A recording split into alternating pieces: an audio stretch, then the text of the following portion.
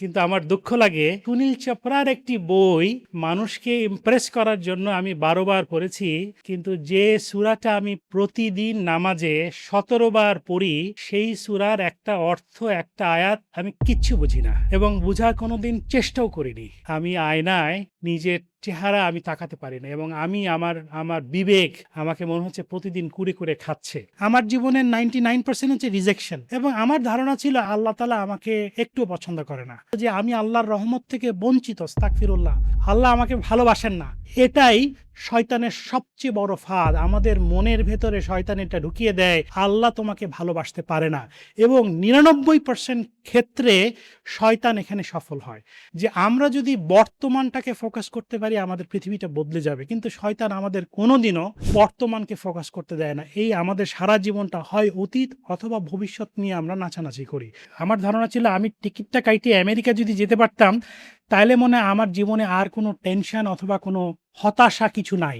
সব কিছু ফিক্সড ডিপোজিটের মতো একটা গ্যারেন্টি চাইতাম যে এটা হবে কিনা, কিন্তু আল্লাহ তাআলা কোথাও ভবিষ্যতের কোনো গ্যারেন্টি দেয়নি। এবং এই জন্য আমার ভেতরে এত স্ট্রেস, এত টেনশন, এত ফ্রাস্ট্রেশন, এত হতাশা, কারণ আমি যেটা চাচ্ছি সেটা হচ্ছে না। মাথায় একটা বজ্রপাতের মতো আঘাত করলো। পুরো কোরআনের সারসংক্ষেপ মাত্র ৭টি আয়াতে। পৃথিবীর কোনো মানুষের পক্ষে সূরা ফাতিহার মতো একটা অ্যাবস্ট্রাক্ট লেখা সম্ভব নয়। এটা এআই দিয়েও সম্ভব নয়। যেই ঘরে কোনো দরজা নেই, যেই ঘরে কোনো জানালা নেই এবং কোনো অক্সিজেন পাস করছে না, আপনি কিছুক্ষণ পরেই মারা যাবেন। ঠিক সেই সময় আপনি দেখলেন যে আপনার সামনে একটা দরজা খুলে গেল। এই যে দরজাটা খুলে গেল, এই দরজাটাই হচ্ছে সূরা ফাতিহা। আমাদের নামাজ বদলে যাবে, আমাদের সম্পর্ক বদলে যাবে, এমনকি আমাদের পুরো জীবনটাই বদলে যাবে। অর্থবহ জীবনের জন্য ফিটনেস, ফাইন্যান্স, ফ্যামিলি সব ভালো কন্টেন্ট পডকাস্ট আকারে পাওয়ার জন্য সাবস্ক্রাইব করুন পার্সপেক্টিভ পডকাস্টে।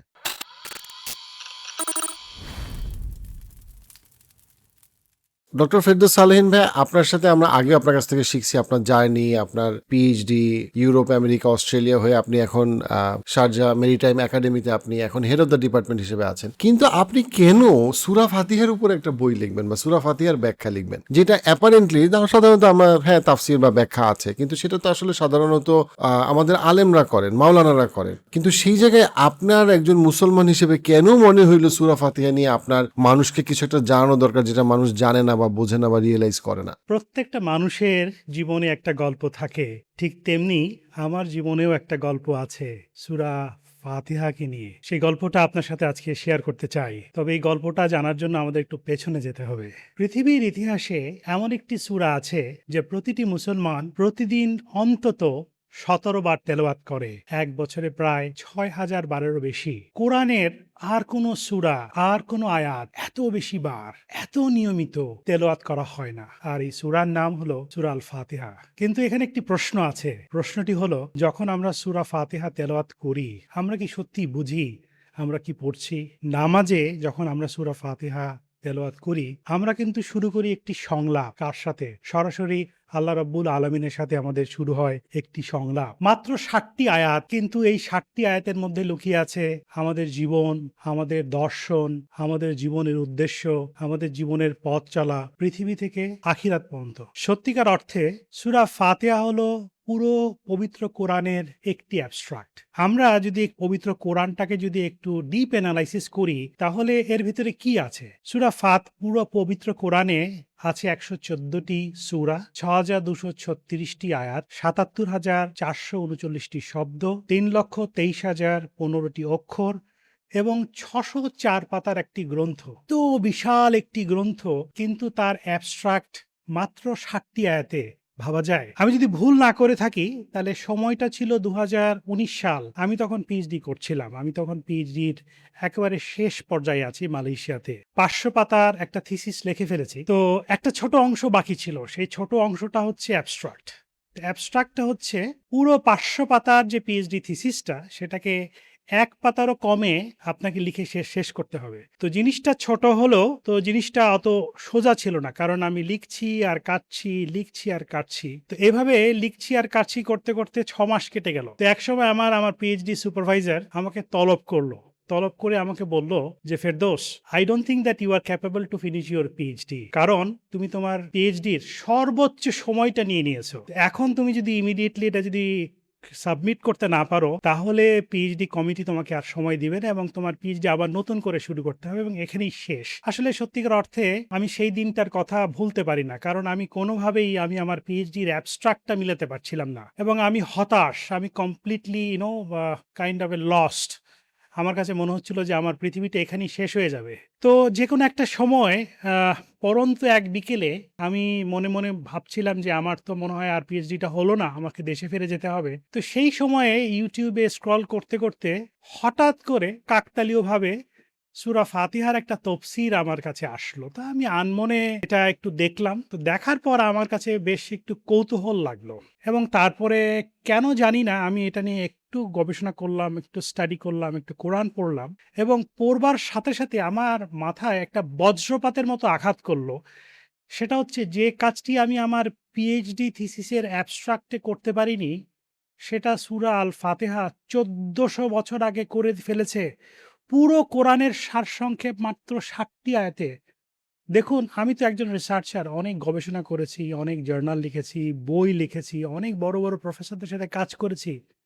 কিন্তু আমি আপনাকে বলতে পারি যে এই যে সূরা ফাতিহার যে কম্পোজিশন, যে অ্যাবস্ট্রাক্ট, যে কোয়ালিটি, যে কনস্টিটিউশন এতটা ইন্টিগ্রেটেড, পৃথিবীর কোনো মানুষের পক্ষে এই সূরা ফাতিহার মতো একটা অ্যাবস্ট্রাক্ট লেখা সম্ভব নয়। এটা এআই দিয়েও সম্ভব নয়। তো পরবর্তীতে তো আমার পিএইচডিটা শেষ হয়ে গেল। আলহামদুলিল্লাহ আমি সাবমিট করলাম, পাস হয়ে গেল। কিন্তু গল্পর ক্লাইম্যাক্সটা আসলে ওখানে না, গল্পর শেষটা ওখানে না। গল্পর কিছু বাকি ছিল। পরবর্তী পর্যায়ে এই পিএইচডিটা শেষ করার পরে আমার ভেতরে একটা গভীর অনুশোচনা দেখা দিল। যে একটা যে গিল্টি, যে একটা পার্সোনাল গিল্টি, আমি আয়নার সামনে দাঁড়িয়ে নিজের দিকে তাকাতে পারছিলাম না। দেখেন, আমি ব্যক্তিগতভাবে তো আমি একজন রিসার্চার। আমি অনেক লেখাপড়া করেছি, বই পড়েছি এবং আমি আমার জীবনের একটা বিশাল অংশ লেখাপড়ায় শেষ করেছি। আমি আপনাকে যদি একটা এক্সাম্পল দেই, আমরা যারা সাপ্লাই চেইন প্রফেশনে আছি, সুনীল চোপড়ার সাপ্লাই চেইন বইটা আমার মনে হয় বাংলাদেশে সবাই পড়েছে। কারণ সাপ্লাই চেইনে যদি কেউ বলে আমি সাপ্লাই চেইন প্রফেশনাল, তাকে ওই বইটি পড়তেই হবে। ওই বইটি আসলে ঠিক একটু খটমটে বই, বইটি একবার পড়ে বোঝার কোনো উপায় নাই। আমি যদি ভুল না করে থাকি ওই বইটি ৫২৯ পাতার একটা বই। তা আমি যদি আপনাকে জিজ্ঞেস করি, আপনি কি বলতে পারবেন ওই বইটি আমি কতবার পড়েছি? ১ বার, ২ বার, ৩ বার? আমি ওই বইটি ১২ বার পড়েছি। ৫২৯ পাতার বই। আমি বইটি ১ পাতা থেকে ৫২৯ পাতা ১২ বার পড়েছি ওভার লাস্ট ইয়ার্সে। কিন্তু আমার দুঃখ লাগে যে সুনীল চোপড়ার একটি বই মানুষকে ইমপ্রেস করার জন্য আমি ১২ বার পড়েছি। কিন্তু যে সূরাটা আমি প্রতিদিন নামাজে ১৭ বার পড়ি, সেই সূরার একটা অর্থ, একটা আয়াত আমি কিচ্ছু বুঝি না এবং বুঝার কোনোদিন চেষ্টাও করিনি। এবং এটা যখন আমি চিন্তা করি, আমি আয়নায় নিজের চেহারা আমি তাকাতে পারি না এবং আমার বিবেক আমাকে মনে হচ্ছে প্রতিদিন কুরে, কুরে খাচ্ছে। আলহামদুলিল্লাহ, সূরা ফাতিহা আমাকে নতুন করে ভাবতে শিখিয়েছে আমার রবকে নিয়ে, আমার ইবাদতকে নিয়ে, আমার জীবনের উদ্দেশ্যকে নিয়ে। সত্যি কথা বলতে, যদি আমরা সূরা ফাতিহাটা যদি সুন্দর করে বুঝতে পারি, এই ৭ টি আয়াতকে বুঝতে পারি, আমাদের নামাজ বদলে যাবে, আমাদের সম্পর্ক বদলে যাবে, এমনকি আমাদের পুরো জীবনটাই বদলে যাবে। এটাই হচ্ছে সূরা ফাতিহার এই বইটি লেখার উদ্দেশ্য। আপনার এই বইটা লিখতে গিয়ে আপনার কাছে কি মনে হয়েছে সূরা ফাতিহার মৌলিকভাবে, যেটা মানুষ বুঝে না?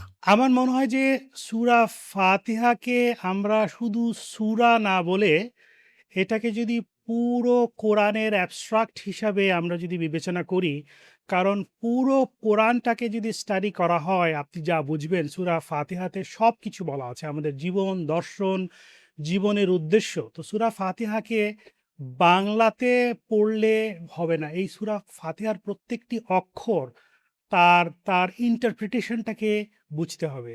যে সূরা ফাতিহাতে আল্লাহ প্রতিটা অক্ষরে, প্রতিটা শব্দে, প্রতিটা আয়াতে আমাদের পুরো জীবনের দিক নির্দেশনা দেওয়া আছে।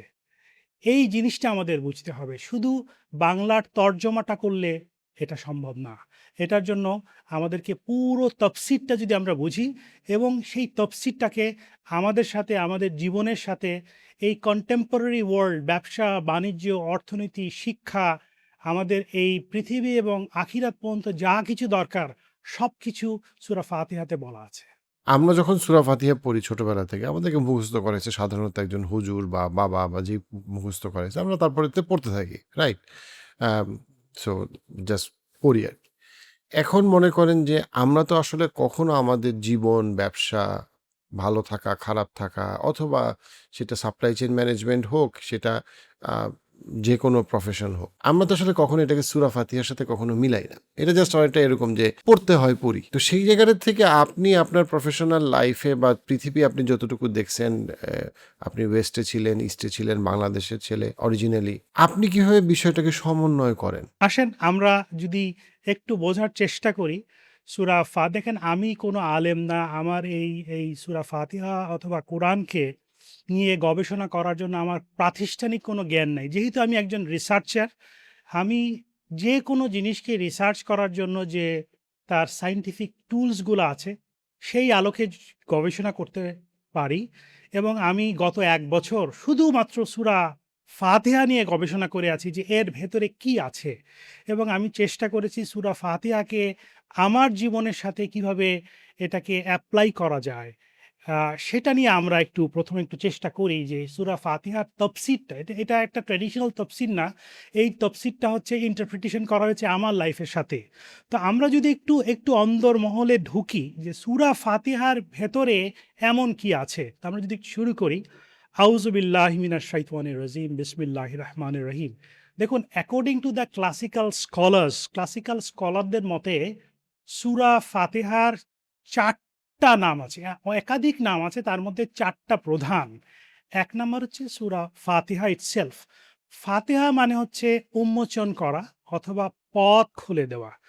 আপনি একটা দৃশ্য কল্পনা করুন, আমরা একটা বদ্ধ ঘরে আপনি আটকে আছেন।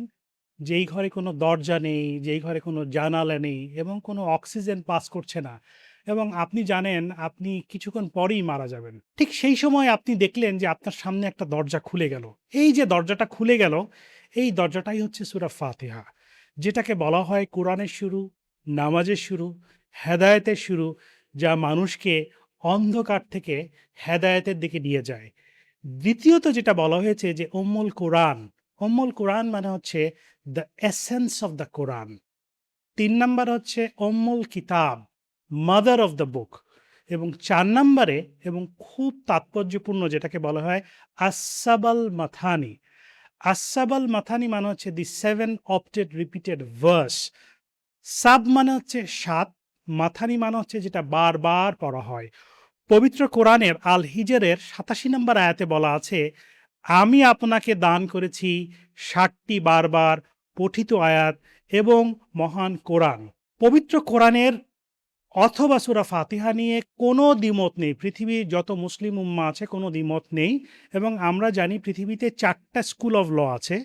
কিন্তু আপনি যদি বাংলাদেশ, ভারত, পাকিস্তান এই সাবকন্টিনেন্টের বইগুলো ধরেন বা কোরআনগুলো ধরেন, তাহলে আপনি একটা জিনিস খেয়াল করবেন যে এই, এই সময় সূরা ফাতিহায় তারা আলহামদুলিল্লাহি রাব্বিল আলামিন এটাকে ১ম আয়াত হিসাবে ধরে যেহেতু তারা হানাফি স্কুল অফ ল ফলো করে। কিন্তু আপনি যদি মধ্যপ্রাচ্যে অথবা আফ্রিকাতে অথবা মক্কাতে বা মদিনাতে কোনো কোরআন শরীফ ধরেন, তারা শাফি স্কুল অফ ল হিসাব বিবেচনা করে এবং তারা ১ম আয়াত ধরে হচ্ছে বিসমিল্লাহির রহমানির রহিম। এটা আসলে সূরা ফাতিহার গণনা নিয়ে একটা প্রাচীন ফিকরি মতবাদ, বাট এটা খুবই সামান্য। বাট সবগুলো আলেম এবং স্কুল অফ লই তারা মনে করে সবই সঠিক, কোনোটা ভুল নেই। তো আমরা এই পডকাস্ট এবং আমার বইতে আমরা শাফি স্কুল অফ ল এবং সেখানে আমরা বিসমিল্লাহির রহমানির রহিম এটাকে ১ম আয়াত হিসাবে বিবেচনা করেছি, বাট সবগুলোই সঠিক। তাহলে এই যে সূরা ফাতিহার যে ৬০টি আয়াত আপনি যদি একটু খেয়াল করে দেখেন, এই ৬০টি আয়াত ৩টি বড় অংশে মানুষের পুরো জীবনকে সাজিয়ে দেয়। কিভাবে? ১ নাম্বার হচ্ছে ঈমান, ২ নাম্বার হচ্ছে ইবাদত এবং ৩ নাম্বার হচ্ছে জীবনের দিক নির্দেশনা। ১ম যে অংশটা যে ৪ টা আয়াত, এই আয়াতে আমরা জানি আল্লাহকে, আল্লাহ রব্বুল আলামিন তার সম্পর্কে ইন্ট্রোডাকশন দিয়েছেন আল্লাহর সম্বন্ধে। ১ নম্বর আয়াত পরম করুণাময় অতি দয়ালু আল্লাহর নামে শুরু করছি। ২ নম্বর আয়াত সমস্ত প্রশংসা আল্লাহর জন্য যিনি সমগ্র বিশ্বের প্রতিপালক। ৩ নম্বর তিনি পরম করুণাময় অসীম দয়ালু এবং ৪ নম্বর হচ্ছে তিনি বিচার দিনের মালিক। দ্বিতীয় অংশ হচ্ছে ৫ নম্বর আয়াত। ইন্টারেস্টিংলি এখানে বান্দা সরাসরি আল্লাহর সাথে কথা বলে। কি বলে? আমরা একমাত্র আপনারই ইবাদত করি এবং আপনার কাছেই সাহায্য চাই। তৃতীয় অংশে ৬ নাম্বার এবং ৭ নাম্বার আয়াতে এখানে মানুষ আল্লাহর কাছে একটি দোয়া করে, আমাদের সরল পথ প্রদর্শন করুন। এবং তৃতীয় অংশের ৭ নাম্বার আয়াতে বলে, সেই পথ যাদের প্রতি আপনি অনুগ্রহ করেছেন, যাদের উপরে আপনার গজব নেমেছে তাদের পথ নয় এবং যারা পথভ্রষ্ট তাদের পথ নয়। এখানে কয়েকটা জিনিস আমাদের জানতে হবে। এখানে ইহদিনা সিরাতাল মুস্তাকিম, মুস্তাকিম মানে কি? অথবা আপনি যাদের উপরে অনুগ্রহ করেছেন, আল্লাহ কাদের উপরে অনুগ্রহ করেছেন? অথবা যাদের উপরে আপনার গজব নেমেছে, কাদের উপরে গজব নেমেছে? এবং যারা পথভ্রষ্ট। তো সূরা ফাতিহাটা যখন আমরা বাংলায় পড়ি, আমরা তো বাংলায় বুঝলাম, কিন্তু এখানে প্রতিটা শব্দ গবেষণা করার বিষয় আছে এবং এই জিনিসগুলো আমাদের খুব ডিপ অ্যানালাইসিস করলে এটা আমাদের জীবনে একটা দিক নির্দেশনা দেয়। সেই জিনিসটা নিয়ে আমরা আলোচনা করব। সূরা ফাতিহা নিয়ে তফসির করার আগে আমাদের কিছু ফান্ডামেন্টাল জিনিস জানতে হবে। আমরা এমবিএ করার আগে আমরা কিছু প্রিরিকুইজিট এমবিএ কোর্স করি না? যাতে করে আমরা এমবিএ কোর্সটা ভালো করে বুঝতে পারি। সূরা ফাতিহা নিয়ে এই তফসিরটা বোঝার আগে কিছু ফান্ডামেন্টালস লাগবে। আমরা খুব হালকার উপরে আমরা বলবো। সূরা আল ফাতিহা সত্যিকার অর্থে ইলম, ঈমান এবং আমলের একটা পারফেক্ট ব্যালেন্স সিস্টেম। আমি একটা হালকা এক্সাম্পল দেই। ইলম হচ্ছে নলেজ, ঈমান হচ্ছে ইনার বিলিভ, আর আমল হচ্ছে অ্যাকশন। একটা যদি আপনাকে এক্সাম্পল দিয়ে জিনিসটা বোঝা যাবে, আপনি জানেন রাগ নিয়ন্ত্রণ করা ভালো। এই যে রাগ নিয়ন্ত্রণ করা ভালো, এই জিনিসটা আপনি জানেন, এটা হচ্ছে ইলম মানে হচ্ছে নলেজ। কিন্তু আপনি বিশ্বাস করেন আল্লাহ ধৈর্যশীলদের ভালোবাসে, এইটা হচ্ছে আপনার ঈমান, এটা হচ্ছে আপনার ইনার বিলিফ। কিন্তু রাগের মুহূর্তে আপনাকে কিন্তু কন্ট্রোল করা, রাগ থামানো, এটা খুব কঠিন কাজ। কিন্তু যেহেতু আপনি জানেন আল্লাহ ধৈর্যশীলদের ভালোবাসে, এটা আপনার ঈমান, আর আপনি জানেন রাগ নিয়ন্ত্রণ করা ভালো, এটা আপনার নলেজ। তো যখন আপনি রাগের মুহূর্তে আপনি রাগকে নিয়ন্ত্রণ করতেছেন, তাহলে your knowledge is converted into action. তাহলে ইলম ইজ কনভার্টেড টু অ্যাকশন। এইটাই হচ্ছে ইলম, ঈমান অ্যান্ড আমলের একটা কম্বিনেশন। কিন্তু এখানে একটা জিনিস বুঝতে হবে, নলেজ উইদাউট অ্যাকশন ইনকমপ্লিট, আবার অ্যাকশন উইদাউট নলেজ সেটাও ইনকমপ্লিট।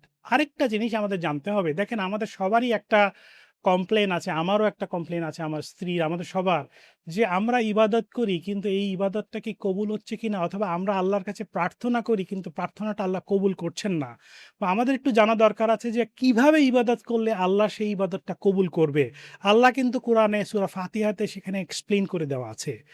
এই যে পরিপূর্ণ যে ইবাদত, এটাকে বলা হচ্ছে যে 3 পিলার্স অফ ওয়ার্শিপ। এটা হচ্ছে লাভ, হোপ অ্যান্ড ফিয়ার। একটু ব্যাখ্যা করি। সূরা ফাতিহার যে ২য় নাম্বার আয়াতে বলা আছে লাভ। লাভ মানে হচ্ছে সমস্ত প্রশংসা আল্লাহর জন্য, যিনি সমগ্র জগতের প্রতিপালক। এখন আমরা যখন বাংলা পড়ি আমরা তো এটা পড়ে ফেললাম, সমস্ত প্রশংসা আল্লাহর জন্য যিনি সমগ্র জগতের প্রতিপালক। কিন্তু এটার ব্যাখ্যা কি? এই ব্যাখ্যাটা যদি আমরা জানি তাহলে আমাদের ভেতরে একটা অনুভূতি জন্মাবে। এখন আমার প্রশ্ন হচ্ছে, এই যে সমস্ত প্রশংসা আল্লাহর জন্য, আমি আল্লাহর প্রশংসা কেন করব? আমি আল্লাহর প্রশংসা করব, তিনি আমার রব। কিন্তু আমার প্রশ্ন হচ্ছে যে সত্যিকারের প্রশংসা কি সম্ভব? আপনি যদি কাউকে ভালো না বাসেন, আপনি দেখবেন আপনি কাউকে যদি সত্যিকারের ভালোবাসেন, তখনই আপনি তার সম্বন্ধে প্রশংসা করতে পারেন। কিন্তু আপনি আল্লাহকে কেন ভালোবাসবেন? আপনি আল্লাহকে ভালোবাসবেন তার প্রধান কারণ হচ্ছে আল্লাহ আপনার সৃষ্টিকর্তা, তিনি আপনাকে সৃষ্টি করেছে, তিনি আপনাকে রিজিকের ব্যবস্থা করেছে, তিনি আপনার দেখাশোনা করেন, তিনি আপনাকে জন্ম দিয়েই ছেড়ে দেন না, ইনি আপনার সাস্টেনার। তো সূরা আল বাকারার ১৬৫ নাম্বার আয়াতে বলা আছে, যারা ঈমান এনেছে তারা আল্লাহকে সবচেয়ে বেশি ভালোবাসে। তাহলে ২য় নাম্বার যেই জিনিসটা, আমরা তো লাভ বললাম, হোপ হচ্ছে তিনি পরম করুণাময় এবং অসীম দয়ালু। দেখেন আমরা যদি আমাদের ব্যক্তিগত জীবন থেকে দেখি, আমাদের সাথে হানাহানি হয়, আমাদের বন্ধু-বান্ধবের সাথে মন মন খারাপ হয়, আমরা একটু অভিমান করি। অনেক সময় আমাদের বাবাও বলে যে, "দেখো আমার দরজা তোমার জন্য চিরকালের জন্য বন্ধ।" ভাইয়ে ঝগড়া হয়, যুদ্ধ হয়, বন্ধুতে কনফ্লিক্ট হয়। বলতে পারে, "আমায় তোমার সাথে আর কোনোদিন দেখা করব না। কোনোদিন আমাকে আর ফিরে আসবে না। তোমার এই চেহারাটা দেখাতে চাই না।" তো আল্লাহ তাআলা বলছেন যে দেখেন, মানুষের দরজা বন্ধ হয়ে যেতে পারে, কিন্তু আল্লাহর দরজা আ মানুষের জন্য সবসময় খোলা। মানুষ হয়তোবা আপনাকে ক্ষমা নাও করতে পারে, কিন্তু আল্লাহর দরজা কখনো বন্ধ হবে না। সেখানে পবিত্র আল জুমার ৫৩ নাম্বার আয়াতে বলা আছে, "হে আমার বান্দারা, যারা তোমরা নিজেদের উপরে জুলুম করেছ, তোমরা আল্লাহর রহমত থেকে নিরাশ হইও না।" এবং ৩ নম্বর যেই জিনিসটা হচ্ছে ফিয়ার। দেখেন, এই ফিয়ারটা যখন আমি আলোচনা করি আমার গায়ের পশমটা দাঁড়িয়ে যায়। এটা হচ্ছে যে মালিক ইয়াউমিদ্দিন, ৪ নাম্বার আয়াত সূরা ফাতিহার। মালিক ইয়াউমিদ্দিন মানে হচ্ছে বিচার দিনের মালিক। বিচার দিনের মালিক কি? একদিন আমাদের সবাইকে উনার সামনে দাঁড়াতে হবে। যেদিন বিচার হবে সেদিন কোনো টাকা, পয়সা, ধন, দৌলত, মন্ত্রী, মিনিস্টার, কোনো পাওয়ার, কোনো আমেরিকান পাসপোর্ট কোনো কিছু কাজ করবে না। এখানে আল্লাহ তাআলা বলে দিয়েছেন সূরা আল হাজের ১ নাম্বার আয়াতে, "হে মানুষ, তোমরা তোমাদের রবকে ভয় করো, কারণ নিশ্চয়ই কেয়ামতের ভূমিকম্প এক ভয়ঙ্কর বিষয়।" তাহলে আমরা এটা কি দেখলাম? লাভ, হোপ আর ফিয়ার। যখন এই ৩টি একসাথে কম্বাইন করা হয়, তখন ইবাদত কি হয়? ব্যালেন্সড, সিনসিয়ার এবং কমপ্লিট। এবং এর সম্বন্ধেও সূরা আস-সাজদার ১৬ নম্বর আয়াতে বলা হয়েছে, তারা তাদের রবকে ডাকে ভয় এবং আশা নিয়ে। দেখেন, সূরা ফাতিহায় ঢোকার আগে, সূরা ফাতিহা অথবা যেকোনো পবিত্র আল্লাহর কালাম পড়ার আগে আমরা একটা বাক্য বলি, সবাই আমরা বলি, আউযু বিল্লাহি মিনাশ শাইতানির রাজিম। অর্থাৎ হচ্ছে অভিশপ্ত শয়তান থেকে আল্লাহর কাছে সাহায্য চাই, আল্লাহর কাছে আশ্রয় চাই। কিন্তু আমরা কতজন এই বাক্যটার সঠিক মিনিং জানি? আমাদের একটু জানতে হবে। আমরা এই শব্দটা কেন বলি? অভিশপ্ত শয়তান থেকে আল্লাহর কাছে আশ্রয় চাই। আমরা এই বাক্যটি বলি অভিশপ্ত শয়তান থেকে আল্লাহর কাছে আশ্রয় চাই, কারণ শয়তান আমাদের সিরাতুল মুস্তাকিম থেকে দূরে নিয়ে যেতে চায়। সূরা আল নাহালের ৯৮ নাম্বার আয়াতে আল্লাহ তাআলা বলেছেন, তুমি যখন কোরআন পড়বে তখন অভিশপ্ত শয়তান থেকে আল্লাহর কাছে আশ্রয় প্রার্থনা করে। দেখেন, পবিত্র কোরআন এটা কিন্তু একটা হুমায়ূন আহমেদের বই না, অথবা যেকোনো একটা গল্পের বই না। এইটা কিন্তু একটা স্পিরিচুয়াল জার্নি। আমি যদি একটা ছোট্ট এক্সাম্পল দেই, আমাদের শরীরে যখন গন্ধ হয় তখন আমরা কি করি? আমরা কিন্তু তখন গোসল করি। মুখে যখন গন্ধ হয় তখন আমরা দাঁত ব্রাশ করি। কিন্তু আমরা পাপ করতে, অন্যায় করতে আমাদের যে নার্ভস, আমাদের যে কালো হয়ে গেছে, গন্ধ হয়ে গেছে। এখন এটা কিভাবে করে আপনি পরিষ্কার করবেন? তখন আমরা স্পিরিচুয়ালি আল্লাহর কাছে সাহায্য চাই, "ইয়া আল্লাহ, আমাকে তুমি ক্লিন করে দাও।" এটা যে আউযু বিল্লাহি মিনাশ শাইতানির রাজিম, এটা একটা স্পিরিচুয়াল পাওয়ার। স্পিরিচুয়ালি আমরা আনকন্ডিশনালি আল্লাহর কাছে সারেন্ডার করি, অ্যাবসোলিউট সারেন্ডার করি এবং আমরা বলি, "হে আল্লাহ, আমি দুর্বল, আমি নিজেকে রক্ষা করতে পারছি না। এইজন্য আমি আপনার কাছে সাহায্য চাই।" আরেকটা জিনিস আমাদের জানতে হবে, সেটা হচ্ছে যে শয়তান আমাদেরকে কিভাবে পথভ্রষ্ট করে, এই জিনিসটা যদি আমরা জানি, যেটা সূরা ফাতিহায় কিন্তু খুব পরিষ্কারভাবে বলা আছে। দেখেন, শয়তান কখনো আমাদের এসে বন্দুক ধরে না এবং আপনাকে জোর করে না, আমাকে জোর করে না। জোর করে বলবে না যে, "সালেহীন সাহেব, চলেন ডিস্কোতে যাই, চলেন পার্টিতে যাই, চলেন একটা ঝামেলা লাগিয়ে দিই, অথবা আজকে নামাজটা না পড়ি।" শয়তান যেটা করে, খুব সুচতুরভাবে আমাদের মনে ঢুকে পড়ে।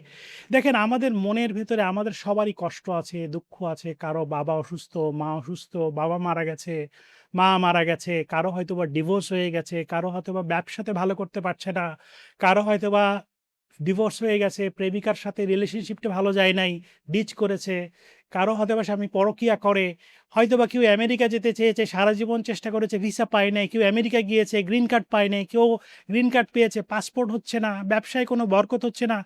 আমাদের ভেতরে এত টেনশন, এত হতাশা, এত ক্ষোভ, এবং আমরা মনে করি যে আল্লাহ যদি আমাদের কাছে থাকতেন, আল্লাহ যদি আমাকে ভালোবাসতেন, তাহলে আমার এত কষ্ট হতো না, আমাকে এত পরীক্ষা নিত না। সত্যিকার অর্থে এটাই শয়তানের সবচেয়ে বড় ফাঁদ, আমাদের মনের ভেতরে শয়তান এটা ঢুকিয়ে দেয়, এই যে দেখো তোমাদের ভিতরে এত কষ্ট, এত দুঃখ, আল্লাহ তোমাকে ভালোবাসতে পারে না।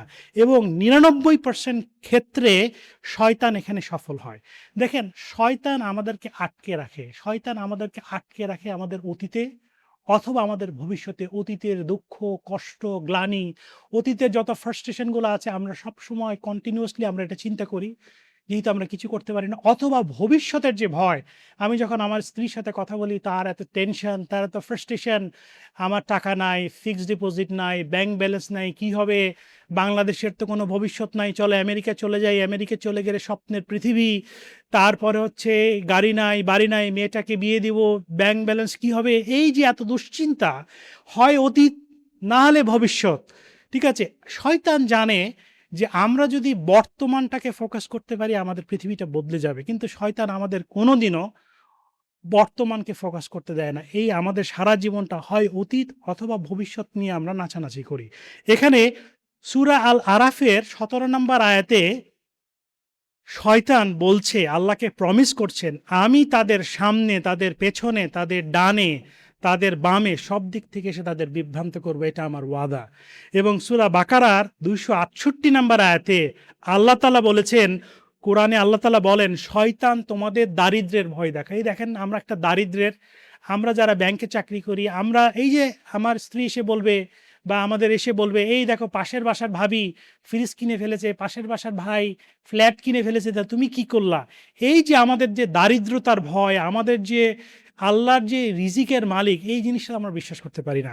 এখানে সূরা বাকারার আল্লাহ সেই 1400 বছর আগে বলে দিয়েছে, শয়তান তোমাদের এই জিনিসটা নিয়েই ছিনিমিনি খেলবে। তাহলে আসেন আমরা এই সূরা ফাতিহার একটু অন্দর মহলে যাওয়ার চেষ্টা করি এবং একটু বিশ্লেষণ করার চেষ্টা করি এবং আমাদের জীবনের সাথে একটু মেলানোর চেষ্টা করি যে এই সূরা ফাতিহা আমাদের জীবনের সাথে কিভাবে সম্পৃক্ত। আউযু বিল্লাহি মিনাশ শাইতানির রাজিম, বিসমিল্লাহির রহমানির রহিম। প্রথম যেটা আয়াত, পরম করুণাময়, পরম দয়ালু আল্লাহর নামে শুরু করছি। এই অর্থটা আমি বুঝে গেলাম যে এটার অর্থটা কি আছে, কিন্তু এটার একটু ব্যাখ্যা জানতে হবে। দেখেন, পবিত্র কোরআনের 114টি সূরার মধ্যে 113টি সূরাই বিসমিল্লাহির রহমানির রহিম দিয়ে শুরু করেছে। একমাত্র এক্সেপশন হচ্ছে সূরা আত-তাওবা, হচ্ছে এর ব্যতিক্রম। বিসমিল্লাহ শব্দের অর্থ কি এটা একটু জানা দরকার। বিসমিল্লাহর প্রধানত 3টা গভীর অর্থ আছে। 1 নম্বর অর্থ হচ্ছে ইখলাস। ইখলাস মানে হচ্ছে সিনসিয়ারিটি, অর্থাৎ হচ্ছে আমি যা কিছু করছি আমি শুধুমাত্র আল্লাহর জন্য করছি। This deed is only for আল্লাহ।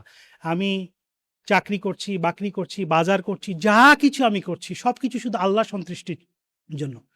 দ্বিতীয় যে জিনিসটা সেটা হচ্ছে যে বারাকা। দেখেন, আল্লাহর বারাকা, আল্লাহর অ্যাকনলেজমেন্ট ছাড়া আপনি কিছু করতে পারবেন না।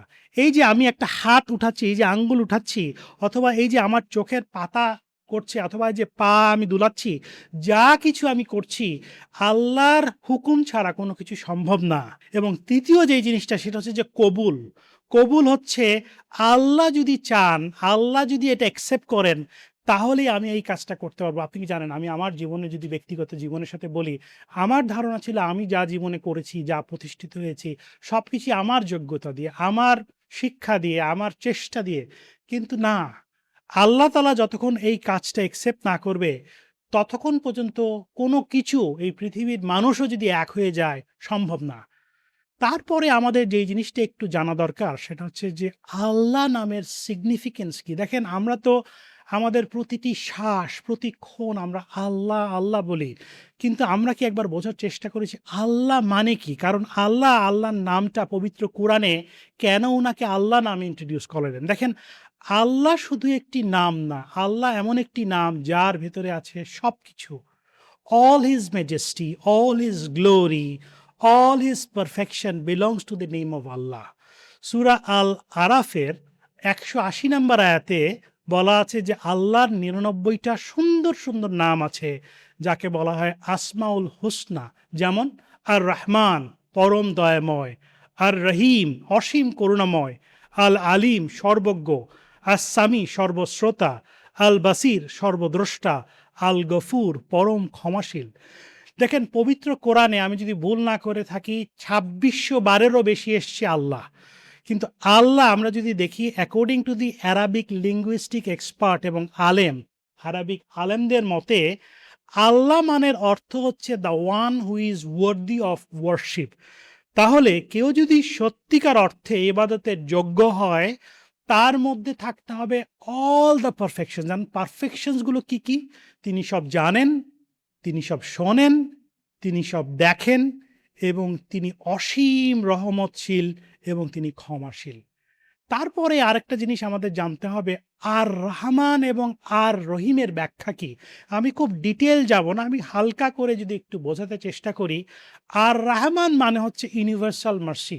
দেখেন আমাদের এই পৃথিবীতে আল্লাহর যত সৃষ্টি আছে, মানুষ, প্রাণী, মুসলিম, অমুসলিম, আল্লাহকে তারা মানুক অথবা আল্লাহকে না মানুক, কাফের, আল্লাহর মুসলমানদের দেখেন সারা পৃথিবীর যারা ক্ষতি করছে, অত্যাচার করছে, অন্যায় করছে, আল্লাহ কিন্তু চাইলে যারা কাফের সম্প্রদায় আছে অথবা যে মুসলমানদের যারা শত্রু আছে তাদের কষ্ট দিচ্ছে, চাইলেই কিন্তু তাদের বাতাস বন্ধ করে দিতে পারতেন, পানি বন্ধ করে দিতে পারতেন, পানিটা নোনা করে দিতে পারতেন। ঠিক আছে, এই যে আমরা অক্সিজেন নিচ্ছি সেটা বন্ধ করে দিতে পারতেন, বলতে পারতেন কালকে আর সূর্য উঠবে না, কিন্তু আল্লাহ তা করেন নাই। কারণ হচ্ছে আল্লাহ আর রহমান। এই যে আমরা শ্বাস নিচ্ছি, সূর্যের আলো নিচ্ছি, খাদ্য নিচ্ছি, পানি নিচ্ছি, ইরেসপেক্টিভ অফ মুসলিম অমুসলিম প্রাণী যত জগতে আছে সবাইকে সমানভাবে দিচ্ছেন। আল্লাহ কোনো এখানে ডিফারেন্সিয়েট করছেন না। আর রহিম, এটা হচ্ছে স্পেশাল মার্সি। এটা হচ্ছে যে আল্লাহর বিশেষ রহমত। এটা কিন্তু সবার জন্য না, এটা হচ্ছে শুধু মুমিনদের জন্য। মুমিন কারা? যেমন আমরা যদি আল্লাহর কাছে সহিভাবে যদি আল্লাহর কাছে প্রার্থনা করি, আল্লাহ আমাদেরকে গুনাহ ক্ষমা করে দিবেন, আমাদের তাওবা কবুল করবেন ইনশাআল্লাহ, আমাদের হেদায়েত দান করবেন আখিরাতে, এবং জান্নাত দান করবেন। দ্বিতীয় নম্বর আয়াতে যেটা আমাদের বুঝতে হবে যে আলহামদুলিল্লাহ হিরাব্বিল আলামিন, সমস্ত প্রশংসা আল্লাহর জন্য যিনি সমগ্র বিশ্বের প্রতিপালক। এই জিনিসটা কিন্তু খুব তাৎপর্যপূর্ণ। এখানে আলহামদুলিল্লাহর দেখেন আমরা একটা জিনিস কনফিউজ করে ফেলি। আপনি যদি পাকিস্তানে যান, ইন্ডিয়াতে যান, আমরা কিন্তু একটা শব্দ ব্যবহার করি যে শুকুর। হামদ এবং শুকুর কিন্তু এক জিনিস না। শুকুর মানে হচ্ছে যে থ্যাংক ইউ, হামদ মানে কিন্তু থ্যাংক ইউ না। কারণ আমরা থ্যাংক ইউ তখনই বলি যখন কেউ আমার জন্য ভালো কিছু করলো, তার বিপরীতে আমরা থ্যাংক ইউ বলি। কিন্তু হামদ ইজ নট থ্যাংক ইউ। হামদ মানে হচ্ছে you are worthy of praise because of who you are. আরেকটা জিনিস আমাদের বুঝতে হবে যে এখানে হামদের আগে কিন্তু আল লাগানো আছে, আলিফ অ্যান্ড লাম। যখনই আমরা আলিফ অ্যান্ড লামটা যোগ করলাম আল হামদ, তখনই এটা হয়ে গেল টোটালিটি, অর্থাৎ এভরি প্রেইজ বিলংস টু আল্লাহ। এবং সূরা আল জাসিয়ার ৩৬ নম্বর আয়াতে বলা আছে, অতএব সকল প্রশংসা আল্লাহর, যিনি আসমান সমূহের প্রতিপালক এবং জমিনের প্রতিপালক এবং সমগ্র জগতের প্রতিপালক। এরপরে আমাদের আরেকটা জিনিস জানতে হবে, রব্বুল আলামিন মানে কি। রব্বুল আলামিন মানে হচ্ছে লর্ড অফ দ্য ওয়ার্ল্ডস। এখানে রব, এই শব্দটা হচ্ছে গভীর তাৎপর্যপূর্ণ। এখানে তিনটা কোর মিনিং আছে। এক নাম্বার হচ্ছে আলটিমেট ওনার, অর্থাৎ অ্যাবসলিউট ওনার। দেখেন আমরা তো মনে করি আমি বাড়ির মালিক, আমি গাড়ির মালিক, ইভেন আমি যদি বলি এই যে কলমটা আছে, এই কলমের আমি রব, আস্তাগফিরুল্লাহ, এই কলমটারও আমি মালিক না। এটাকে বলা হয় যে টাইটেল অফ ওনারশিপ। এই আমার হয়তো একটা গাড়ি থাকতে পারে, আমি পয়সা দিয়ে গাড়িটা কিনেছি এবং আমাকে একটা কাগজ দিয়ে দিয়েছে, যতক্ষণ পর্যন্ত আমি এটা হোল্ড করি, এই ওনারশিপটা, টাইটেল অফ ওনারশিপটা আমার। ঠিক আছে, তো সত্যিকার অর্থে আল্লাহ সব কিছু চূড়ান্ত মালিক। তিনি সৃষ্টি করেছেন শূন্য থেকে। কারণ এই যে কলমটা বানাতে যে অ্যাটম মলিকিউল লেগেছে, কালি লেগেছে, প্লাস্টিক লেগেছে, যা কিছু লেগেছে, অণু পরমাণু, সব কিছুই আল্লাহর সৃষ্টি। আমরা কোনো কিছুর মালিক না, আমরা শুধু যে যেটাকে বলে মুলকিয়া। মুলকিয়া হচ্ছে টাইটেল অফ ওনারশিপ। এই যে বাড়ি বলেন, গাড়ি বলেন, তেলক্ষেত্র বলেন, কোনোটাই এটা আমাদের না। কিন্তু মাটি থেকে খাদ্য, বীজ থেকে গাছ, লোহা থেকে গাড়ি, আল্লাহ হচ্ছে এটার আলটিমেট ওনার। সূরা আশ-শূরার ২৪ নম্বর, ২৩ নম্বর এবং ২৪ নম্বর আয়াতে খুব একটা ইন্টারেস্টিং আয়াত আছে।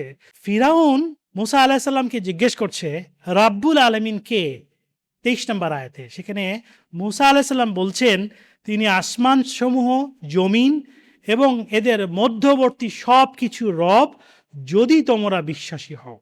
দ্বিতীয় নাম্বার হচ্ছে দ্য ওয়ান হু ইজ ওবেইড, অর্থাৎ হচ্ছে সুপ্রিম অথরিটি। দেখেন এই মহাবিশ্বের প্রত্যেকটা জিনিস, চন্দ্র, সূর্য, গ্রহ, নক্ষত্র, এমনকি যে আপনার এবং আমার শরীরে যে অঙ্গ প্রত্যঙ্গ আছে, কিডনি, লিভার, প্যানক্রিয়াস, হার্ট, চোখ সব কিছু একটা নির্দিষ্ট নিয়মে চলছে। এই যে নির্দিষ্ট নিয়মে চলছে, এটা একটা কমান্ড।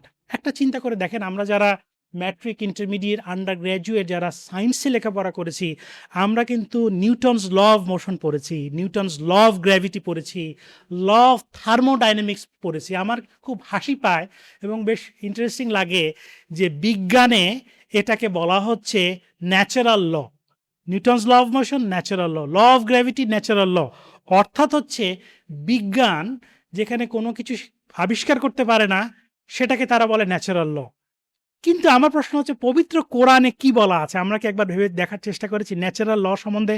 সেই 1400 বছর আগে আল্লাহ তাআলা সূরা ইয়াসিনের 38 থেকে 40 নম্বর আয়াতে বলে দিয়েছেন, সূর্য তার নির্দিষ্ট পথে চলে, এটি আল্লাহর নির্ধারণ। চন্দ্র নির্দিষ্ট ধাপ অনুযায়ী পরিবর্তিত হয়। সূর্য চন্দ্রকে অতিক্রম করতে পারে না, রাত ও দিনের আগে আসে না, সব কিছুই তার নিজ নিজ কক্ষপথে চলছে। অর্থাৎ এই যে ন্যাচারাল ল, এটা হচ্ছে আল্লাহর একটা কমান্ডারি প্রকাশ। আর কোরআনে এই যে অথরিটি, এটাকে বলে রব। এই রব কে? এই রব হচ্ছে আপনার রব, এই রব হচ্ছে আমার রব। 3 নম্বর এবং খুব ইম্পর্টেন্ট, সেটা হচ্ছে যে এটা হচ্ছে সাস্টেনার। সাস্টেনার মানে হচ্ছে প্রতিপালক অথবা রিজিক দাতা। যিনি সৃষ্টি করেন, সৃষ্টিকে টিকিয়ে রাখেন, যিনি রিজিক দেন, তিনি ভারসাম্য বজায় রাখেন। সূরা হুদের 6 নম্বর আয়াতে বলা হয়েছে, পৃথিবীতে এমন কোনো প্রাণী নেই যার রিজিক আল্লাহর দায়িত্বে নেই। এরপরে আমাদের আরেকটা জিনিস জানতে হবে, সেটা হচ্ছে যে আলম মানে কি? আমরা কিন্তু আলম মানে মনে করি মানুষ না। আলম মানে শুধু মানুষ না, আলম মানে হচ্ছে মানুষ, জিন এবং ফেরেশতা, এরা হচ্ছে প্রতিটি এক একটা আলম। আমরা এই আল্লাহর দেওয়া পৃথিবীতে একটা নিখুঁত ভারসাম্যপূর্ণ পৃথিবীতে বাস করছি। আমি একটা উদাহরণ দিই, কিন্তু আমি অত বৈজ্ঞানিকভাবে যাব না, ওটা বিজ্ঞানের ব্যাখ্যা দেওয়ার আমার সেই জ্ঞান নেই। ধরেন আমরা ঘরে বসে একটা আম খাচ্ছি, এই আমের আঠিটা আমরা হঠাৎ করে জানলা দিয়ে ফেলে দিলাম। 2 মাস পরে দেখলাম সেই যে আমের আঠিটা ফেলে দিলাম, সেই আমের আঠি থেকে একটা ছোট চারা হলো, এটা গাছ হলো। 2 বছর পরে হয়তোবা আমের গাছটা বড় হলো, এরপর আম হলো, সেই আম আবার খাওয়া শুরু করলাম।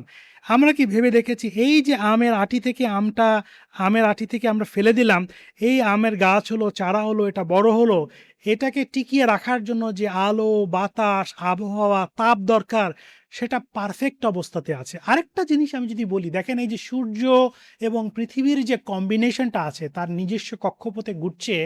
সূর্য এবং পৃথিবীর যে ডিস্টেন্স, এটা যদি 1 ন্যানোসেকেন্ডেরও যদি একটু কাছে আগিয়ে যেত, তাহলে এই পৃথিবীর টেম্পারেচার এত বেড়ে যেত, পৃথিবীটা ছারখার হয়ে যেত। অথবা এটা ডিস্টেন্স যদি 1 ন্যানোসেকেন্ড যদি দূরে সরে যেত, তাহলে এত ঠান্ডা হয়ে যেত, আমরা বরফে সবাই মারা যেতাম।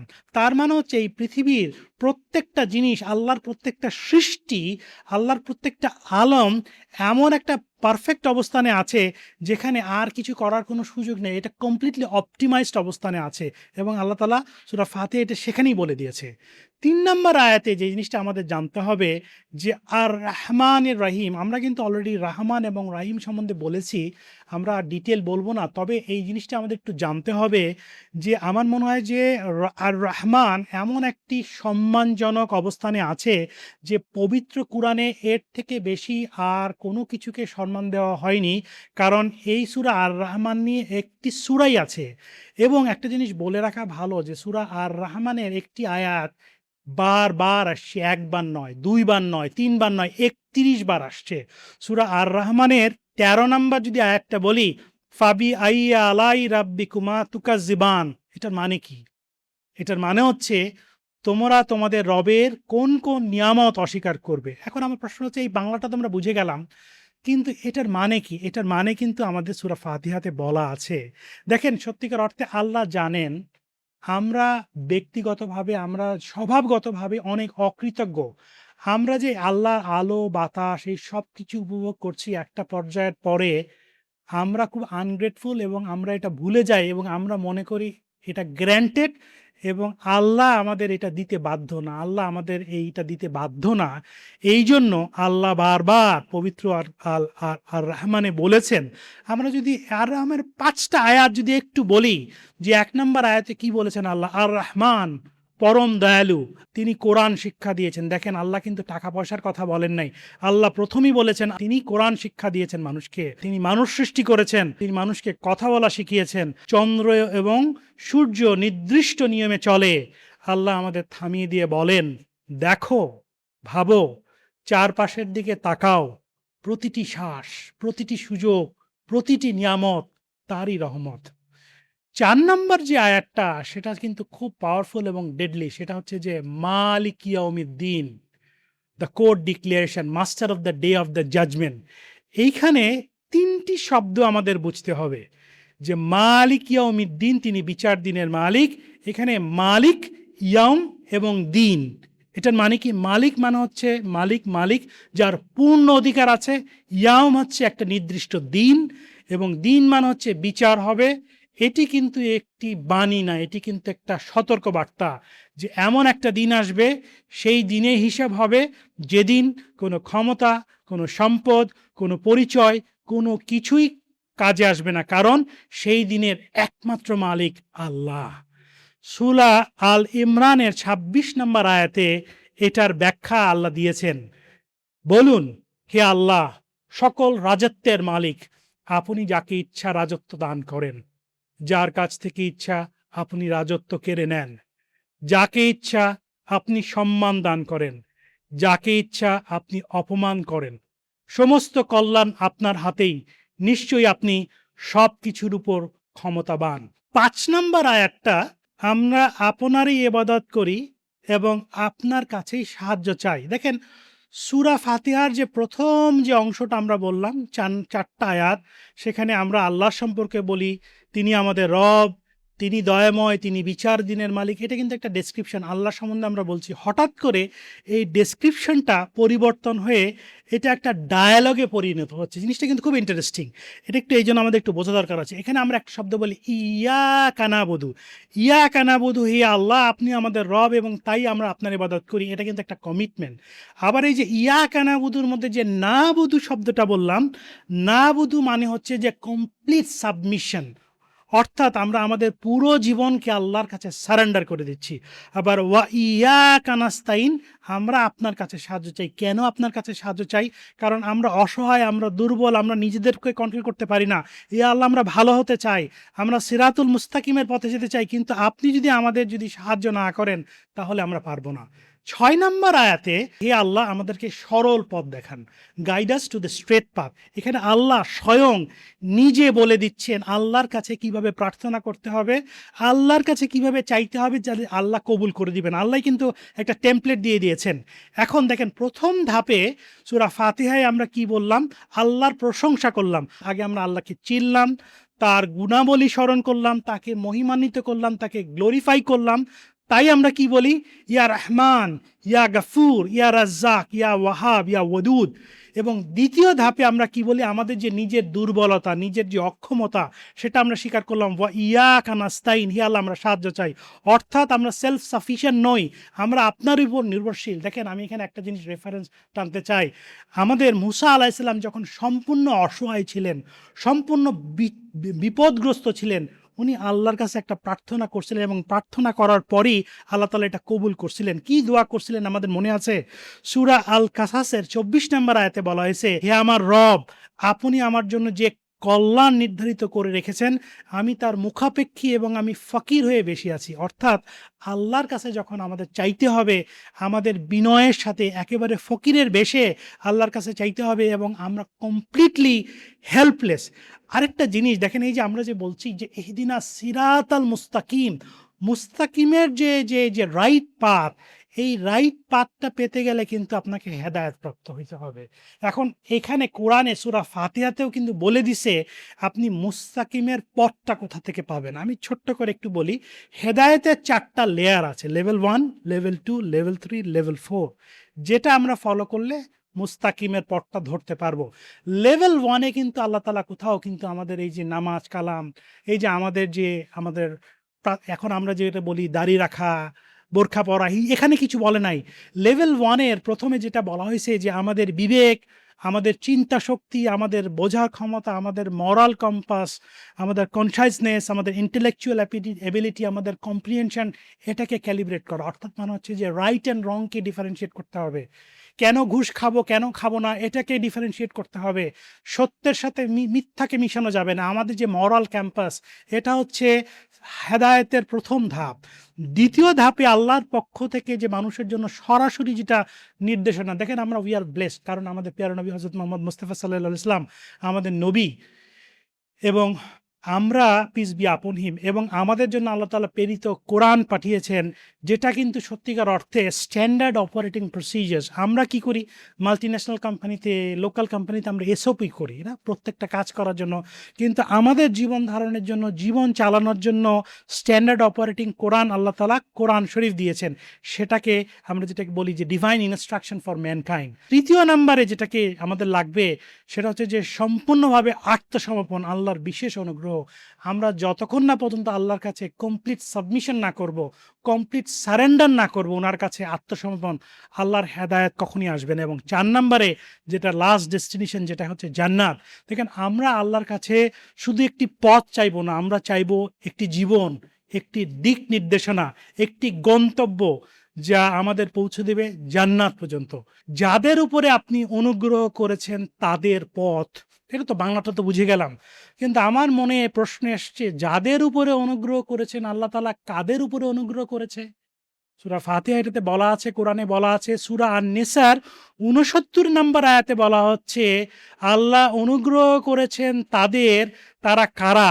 তারা হচ্ছে নবীগণ, সিদ্দিকীগণ, নবীগণ, সত্যবাদী এবং খাঁটি মানুষগণ, শাহাদা যারা ইসলামের জন্য, কোরআনের জন্য শহীদ বরণ করেছেন, সালিহিন যারা সৎকর্মশীল। তো আমাদের এই 7 নম্বর আয়াতে আরেকটা আছে, এখানে কিন্তু আমাদের জানতে হবে এই যে তাদের পথ নয় যারা আপনার ক্রোধের পাত্র হয়েছে এবং যারা পথভ্রষ্ট। তো এখানে আমাদের দোয়ালিন শব্দটা জানতে হবে, এবং গায়রিল মাগদুবি, এই জিনিসটা আমাদের একটু জানতে হবে। মাগদুবি আলাইহিম, দেখেন মাগদুবি আলাইহিম অর্থাৎ এটার মানে হচ্ছে যাদের জ্ঞান আছে আমল নাই, তারা আল্লাহর ক্রোধের শিকার হয়েছে। এরা কারা? দেখেন ফেরাউনের কিন্তু জ্ঞান ছিল, নমরুদের জ্ঞান ছিল, তারা আল্লাহকে জানতো, তারা আল্লাহকে চিনত, তারা আল্লাহর শক্তিকে মানত, কিন্তু তাদের ইগো, ঠিক আছে, এবং তাদের অহংকারের জন্য তাদের পতন হয়েছে। আর দোয়ালিন শব্দটা হচ্ছে যাদের আমল আছে জ্ঞান নাই, আল্লাহ তাদের বলেছে পথভ্রষ্ট। এখানে আল্লাহ দেখেন না, সূরা আর রহমানের প্রথমেই বলেছে আমি তোমাদের কোরআন শিক্ষা দিয়েছি, তোমরা যখন কোরআন শিক্ষা নেবে তখন তোমরা আলোকিত হবে এবং তোমরা তোমাকে জানতে পারবে, তোমার রবকে জানতে পারবে। এই দোয়ালিন শব্দের অর্থ হচ্ছে শুধু নামাজ পড়লে হবে না, দাড়ি রাখলে হবে না, টাকনুর উপরে জামা পড়লে হবে না, খালি হিজাব পড়লে হবে না।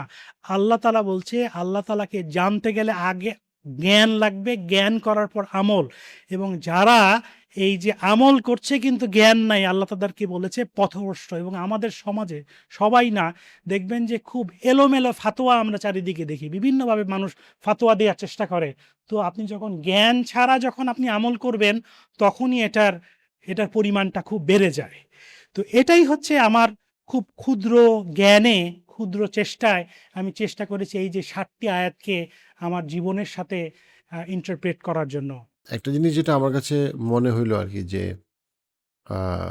সূরা ফাতিহা শব্দটা আল্লাহ কোরআনে যখন সূরা নূহ আলাইহিস সালামের কথা বলছেন, তখন আল্লাহ বলছেন নূহ আলাইহিস সালামের যে অবস্থাটা, সে অবস্থাটা বলানোর জন্য আল্লাহ বলছেন হচ্ছে, কোরআনে আসছে যে নূহ আলাইহিস সালাম বলছেন ইন্নী মাগলুবুন ফান্তাসির, মানে হচ্ছে কি যে মানে অবস্থাটা এমন নূহ আলাইহিস সালামের যে এত বছর ধরে উনি 950 বছর প্লাস করলেন, ওনার ওনার এলাকার লোকজন ওনাকে মেরে ফেলতে চাচ্ছে, ক্ষতি করতে চাচ্ছে, রিজেক্ট তো করছেই, তার মধ্যে ওনার নিজের স্ত্রী এবং সন্তানও ওনার সাথে কোঅপারেট করতেছে না, বা ওনার কথার সাথে একমত না আর কি। তো এই যে মানে ওই সময় যেখানে উনি তো প্লেন দিয়ে কোথাও চলে যেতে পারবে না, সো একটা লোকালয়ের ওই সময়, তার মানে হচ্ছে ওনার কোনো সিকিউরিটি নাই, এবং ওনার এন্টায়ার লাইফের যে মিশন দিন প্রচার করা, সেটাও অ্যাপারেন্টলি মনে হচ্ছে ফেল করতেছে। সো ইটস লাইক মানে মাগলুবুন শব্দটা খুব পাওয়ারফুল, মানে ইট মিনস পুরাপুরি অন্ধকার, মানে একদম নাজেহাল অবস্থা, মানে ওনার কোনো দুর্বল অবস্থা। এবং তারপরের আয়াতটাতে বেসিক্যালি আল্লাহ বলতেছেন যে আল্লাহর রহমতটা কিভাবে তাকে ওই সমস্যা থেকে সমাধান করলো। একটা নৌকা, যেই নৌকার উপরে, এটা মেটাফরিক্যালি বা ফিলসফিক্যালি খুব পাওয়ারফুল, যে একটা নৌকা, সেই নৌকাটার উপরে যারা আছে তারাই শুধুমাত্র আল্লাহ বাঁচাই দিল এবং একটা ফ্লাড এসে সবাইকে নাই করে দিল। So it's just that as if Allah তো চাইলে তাই করতে পারতো, সবাইকে নাই করে দিতে পারতো, Absolutely. শুধুমাত্র আল্লাহর রহমতের জন্য যে মানুষগুলো সার্ভাইভ করছে তাদেরকে আল্লাহ সার্ভাইভ করছেন। তো ওই যে আর রহমান রহিম, যে মানে আল্লাহ ওই যে জেনারেল রহমতটা দিছে, যাকে আল্লাহ দেয় নাই, মানে যাকে আল্লাহ চাচ্ছে যে স্পেশাল রহমতটা দিতে, আল্লাহ তাকেই সার্ভাইভ করাচ্ছে। ওই কিন্তু কেন এই কথাটা বললাম ইজ বিকজ আল্লাহ আয়াতটা স্টার্ট করছেন ফাতাহনা, মানে এই ফাতিহার এই সিমিলার ওয়ার্ডটা দিয়ে, যে আমি খুলে দিলাম, মানে আমি একটা ওপেনিংটা দিলাম, যে একটা ধরেন একটা মরুভূমির মতো একটা জায়গা যেখানে তেমন কোনো বৃষ্টি হয় না, 950 বছর ধরে মানুষ তেমন কোনো বন্যা টন্যা দেখে নাই, হঠাৎ করে এমন পানি আসলো যে অর্ধ পৃথিবী ডুবে গেল, এবং ওই নৌকার মধ্যে শুধুমাত্র দিন দ্বারা বেঁচে থাকলো। বাট এই পোর্টাল জিনিসটাকে আল্লাহ তারপরে 3-4 আয়াতে যখন আল্লাহ ব্যাখ্যা করতেছে, আল্লাহ প্রথম যে ওয়ার্ডটা ইউজ করছে হচ্ছে ফাতাহনা, যে একটা ওপেনিং, আমি তাকে একটা ওপেনিং দিলাম। অ্যান্ড এই ওপেনিংটা এত বড় যেটা আমরা কল্পনা করতে পারি না, যে অর্ধ পৃথিবী ডুবে গেল এবং শুধু এই নৌকার মানুষগুলা বা ওই জীবজন্তুগুলা বেঁচে আছে। সো সূরা ফাতিহার ওই জায়গাটাও, যে ফাতিহা ওয়ার্ডটার যে ওপেনিং যে বিষয়টা, ওই বিষয়টা খুব গভীর, যে আমরা সবাই জীবনে আটকায় যাই। কোরআনের শুরু, নামাজের শুরু, হ্যাঁ, হেদায়েতের আমাদের শুরু, হেদায়েতের শুরু, সবকিছুর শুরু। আলোর শুরু, যে নানা রকম আছে, কেউ বলতে পারে কেউ বলতে পারে না, আবেগের কষ্ট, শরীরের কষ্ট, টাকার কষ্ট, বাট ইট ফিলস ওই যে মাগলুবুন, যে আমি একদম নাজেহাল অবস্থা, আমি আটকাই গেছি, আর যাওয়ার জায়গা নেই। কিন্তু আল্লাহ তখন ওই ওপেনিংটা দিতে পারে, যে ওপেনিংটা আমাদের সাধারণ সায়েন্সে বা সাধারণ সেন্সে মিলে না। ডেফিনেটলি এটা খুবই পাওয়ারফুল। আপনি অনেকগুলো পয়েন্ট বলছেন, জাস্ট এটা কমপ্লিমেন্ট করার জন্য এই পয়েন্ট আমার মনে হলো আমি যেন অ্যাড করলাম। এখানে আমাদের এখনকার সময় মানুষের অনেক কনফিউশন আছে। আমরা মানুষের কাছে ধার কর্য করি বোঝার জন্য জীবনের পারপাস কি, অর্থ কি, অথবা আমার লাইফে কি করার কথা, কেমনে সুখী হব, কেমনে সফল হব। ছোটোবেলা থেকে আমরা দৌড়াই যাচ্ছি, মেট্রিকের পরে ইন্টারের পরে ভর্তি পরীক্ষার পরে ইউনিভার্সিটির পরে চাকরির পরে ব্যবসা, হোয়াট এভার। হ্যাঁ, আমাদের দাদার একসময় গ্রামে ছিল, সেখান থেকে শহরে আসছে, শহর থেকে দেশের বাইরে গেছে। সবাই কী চায় আলটিমেটলি, কী করলে আমি পারছি, হ্যাঁ, কী করলে আমি সার্থক, কী করলে আমি জীবনে জিতলাম। তো সেই জায়গাটায় মনে করেন যে সূরা ফাতিহা আমাদেরকে কিভাবে গাইড করতে পারে বা কিভাবে এটাকে সিম্পলিফাই করতে পারে। ধন্যবাদ। দেখুন, আমি যদি এই গত একটা বছর এই সূরা ফাতিহার প্রতিটা শব্দ নিয়ে, আমার মনে হয় যে পৃথিবীর কোনো মানুষের পক্ষে সূরা ফাতিহাকে পরিপূর্ণভাবে ইন্টারপ্রেট করা এবং এটাকে এক্সপ্লেন করা সম্ভব নয়। একেকজন একেক রকম করে ইন্টারপ্রেট করবে। তো এই যে সূরা ফাতিহা আমাকে কিভাবে, এটা আমার লার্নিংটা কি এবং আমার জীবনটাকে যদি বদলে দিয়েছে, আমি যদি একটু আমার এক্সপিরিয়েন্সটা শেয়ার করি। দেখেন, পেশাগতভাবে তো আমি একজন সাপ্লাই চেইন ট্রান্সফরমেশন স্পেশালিস্ট। সত্যিকার অর্থে আমি ইঞ্জিনিয়ারিং পড়েছি, ম্যানেজমেন্ট পড়েছি, ফাইন্যান্স শিখেছি, বড় বড় কোম্পানিতে কাজ করেছি। একটা সময় আমার মনে হতো এবং আমি ভাবতাম, আমার বিশ্বাস ছিল আমি মনে হয় অনেক কিছু বুঝি, সবার চেয়ে একটু বেশিই বুঝি। আপনি যদি আমাকে 2008 সালে একটা প্রশ্ন জিজ্ঞেস করতেন, জীবনে সফলতার মানে কি, অনেস্টলি স্পিকিং আপনাকে আপনার প্রশ্নটার শেষ করার আগে আমি আপনাকে থামিয়ে দিতাম এবং থামিয়ে দিয়ে আমি আপনাকে বলতাম, আমার কাছে জীবনে সফলতার মানে হচ্ছে আমেরিকা। আমার কাছে মনে হতো যে একটা মানুষের জীবন জন্মই হয়েছে আমেরিকা যাওয়ার জন্য এবং তার জীবন সফল সে শুধু যদি আমেরিকাটা পৌঁছাইতে পারে। আমার ধারণা ছিল আমি টিকিটটা কাইটে আমেরিকা যদি যেতে পারতাম, তাহলে মনে হয় আমার জীবনে আর কোনো টেনশন অথবা কোনো হতাশা কিছু নাই। এর পরেরটা আমার চিন্তা করার সেই শক্তি ছিল না। কিন্তু আমি আমি এখন সেই 2008, 2026 এত বছর পরে আমি যখন এই প্রশ্নগুলো নিজের কাছে চিন্তা করি এবং নিজের কাছে নিজেকে আয়নায় দাঁড়িয়ে আমি নিজেকে মূল্যায়ন করি, দেখেন আমার কাছে মনে হয় কি, আমি আমার জীবনের কিছু ফান্ডামেন্টাল প্রশ্নগুলাই কাউকে না, কারো কাছে এটা আমাকে জবাবদিহি করতে হবে না। আমি যখন নিজের কাছে, নিজের বিবেকের কাছে প্রশ্ন করি এবং উত্তরগুলা চাই, আমার কাছে মনে হয় কিছু ফান্ডামেন্টাল জিনিস আমার জানা ছিল না। আমি জানতাম না আমার জীবনের উদ্দেশ্য কি, what is the purpose of my life, আমার জীবনের অবজেক্টিভ কি, আমার জীবনের গন্তব্য কোথায়। হ্যাঁ, সাকসেস মানে কি, আমি বহু বছর ধরে চিন্তা করছি হোয়াট ইজ কল সাকসেস। এবং আমি তো আসলে পৃথিবীর অনেক দেশে থেকেছি, লেখাপড়া করেছি, আমেরিকায় থেকেছি, অস্ট্রেলিয়াতে থেকেছি, কানাডায় থেকেছি, ইংল্যান্ডে কিছু সময় ছিলাম, মিডল ইস্টে থেকেছি, মালয়েশিয়া থেকেছি, বাংলাদেশ দেখেছি। আমি আমার এই এত বছর জীবনে শুধু শান্তি খুঁজতেছি, কোথায় শান্তি পাওয়া যায়। কিন্তু অনেস্টলি স্পিকিং আমি কোথাও শান্তি আসলে খুঁজে পাই না। আমি কাউকেই দেখি না যে কেউই পৃথিবীর কোথাও হ্যাপি আছে। একটা প্রশ্ন যদি আমি আপনাকে করি, অন্যভাবে নেবেন না, কখনো কি আপনার মনে হয় যে আপনি দৌড়াচ্ছেন দৌড়াচ্ছেন দৌড়াচ্ছেন, কিন্তু একটা পর্যায়ে আপনি দেখলেন যে আপনি কোথায় দৌড়াচ্ছেন আপনি বুঝতে পারছেন না, সামনের দিকে নাকি পেছনের দিকে? আমার অবস্থাটা ঠিক ছিল সেই রকম। একটা সিনেমা হয়েছিল, আমি জানি না আপনি সেই সিনেমাটা দেখেছেন কিনা, আমি সেই সিনেমাটা দেখেছি, দ্য ভিঞ্চি কোড। বইটাও পড়েছি, সিনেমাটাও বহুবার দেখেছি, আমি আমার স্ত্রী সহ। কিন্তু দুঃখের বিষয়, এত সিনেমা দেখে ইঞ্জিনিয়ারিং করেছি, কিন্তু সূরা ফাতিহা যেটা আমার ঘরে আছে, যেটা আমি নামাজে ১৭ বার পড়ি, যেখানে আমার রব আমাকে বলে দিয়েছে আমার জীবন, আমার দর্শন, আমার জীবনের উদ্দেশ্য, আমার জীবনের পথ চলা, দুনিয়া থেকে আখিরাত পর্যন্ত, সেটা বোঝার চেষ্টাও করিনি। বোঝার সত্যিকার অর্থে সময়ও ছিল না, আস্তাগফিরুল্লাহ। চেষ্টাও করিনি এবং সময়ও ছিল না। কিন্তু এই সূরাটা আলহামদুলিল্লাহ আমাকে আমার সম্পর্কে চিন্তা করার জন্য একটা সুযোগ করে দিয়েছে, আমাকে একটা স্পেস দিয়েছে, আমাকে শক্তি দিয়েছে। দেখেন, আমি এর আগে অনেক শুনেছি যে আগে আমি বিশ্বাস করতাম না যে কোনো কিছু, কোনো কাজ শুরু করার আগে বিসমিল্লাহ বলতে হয়।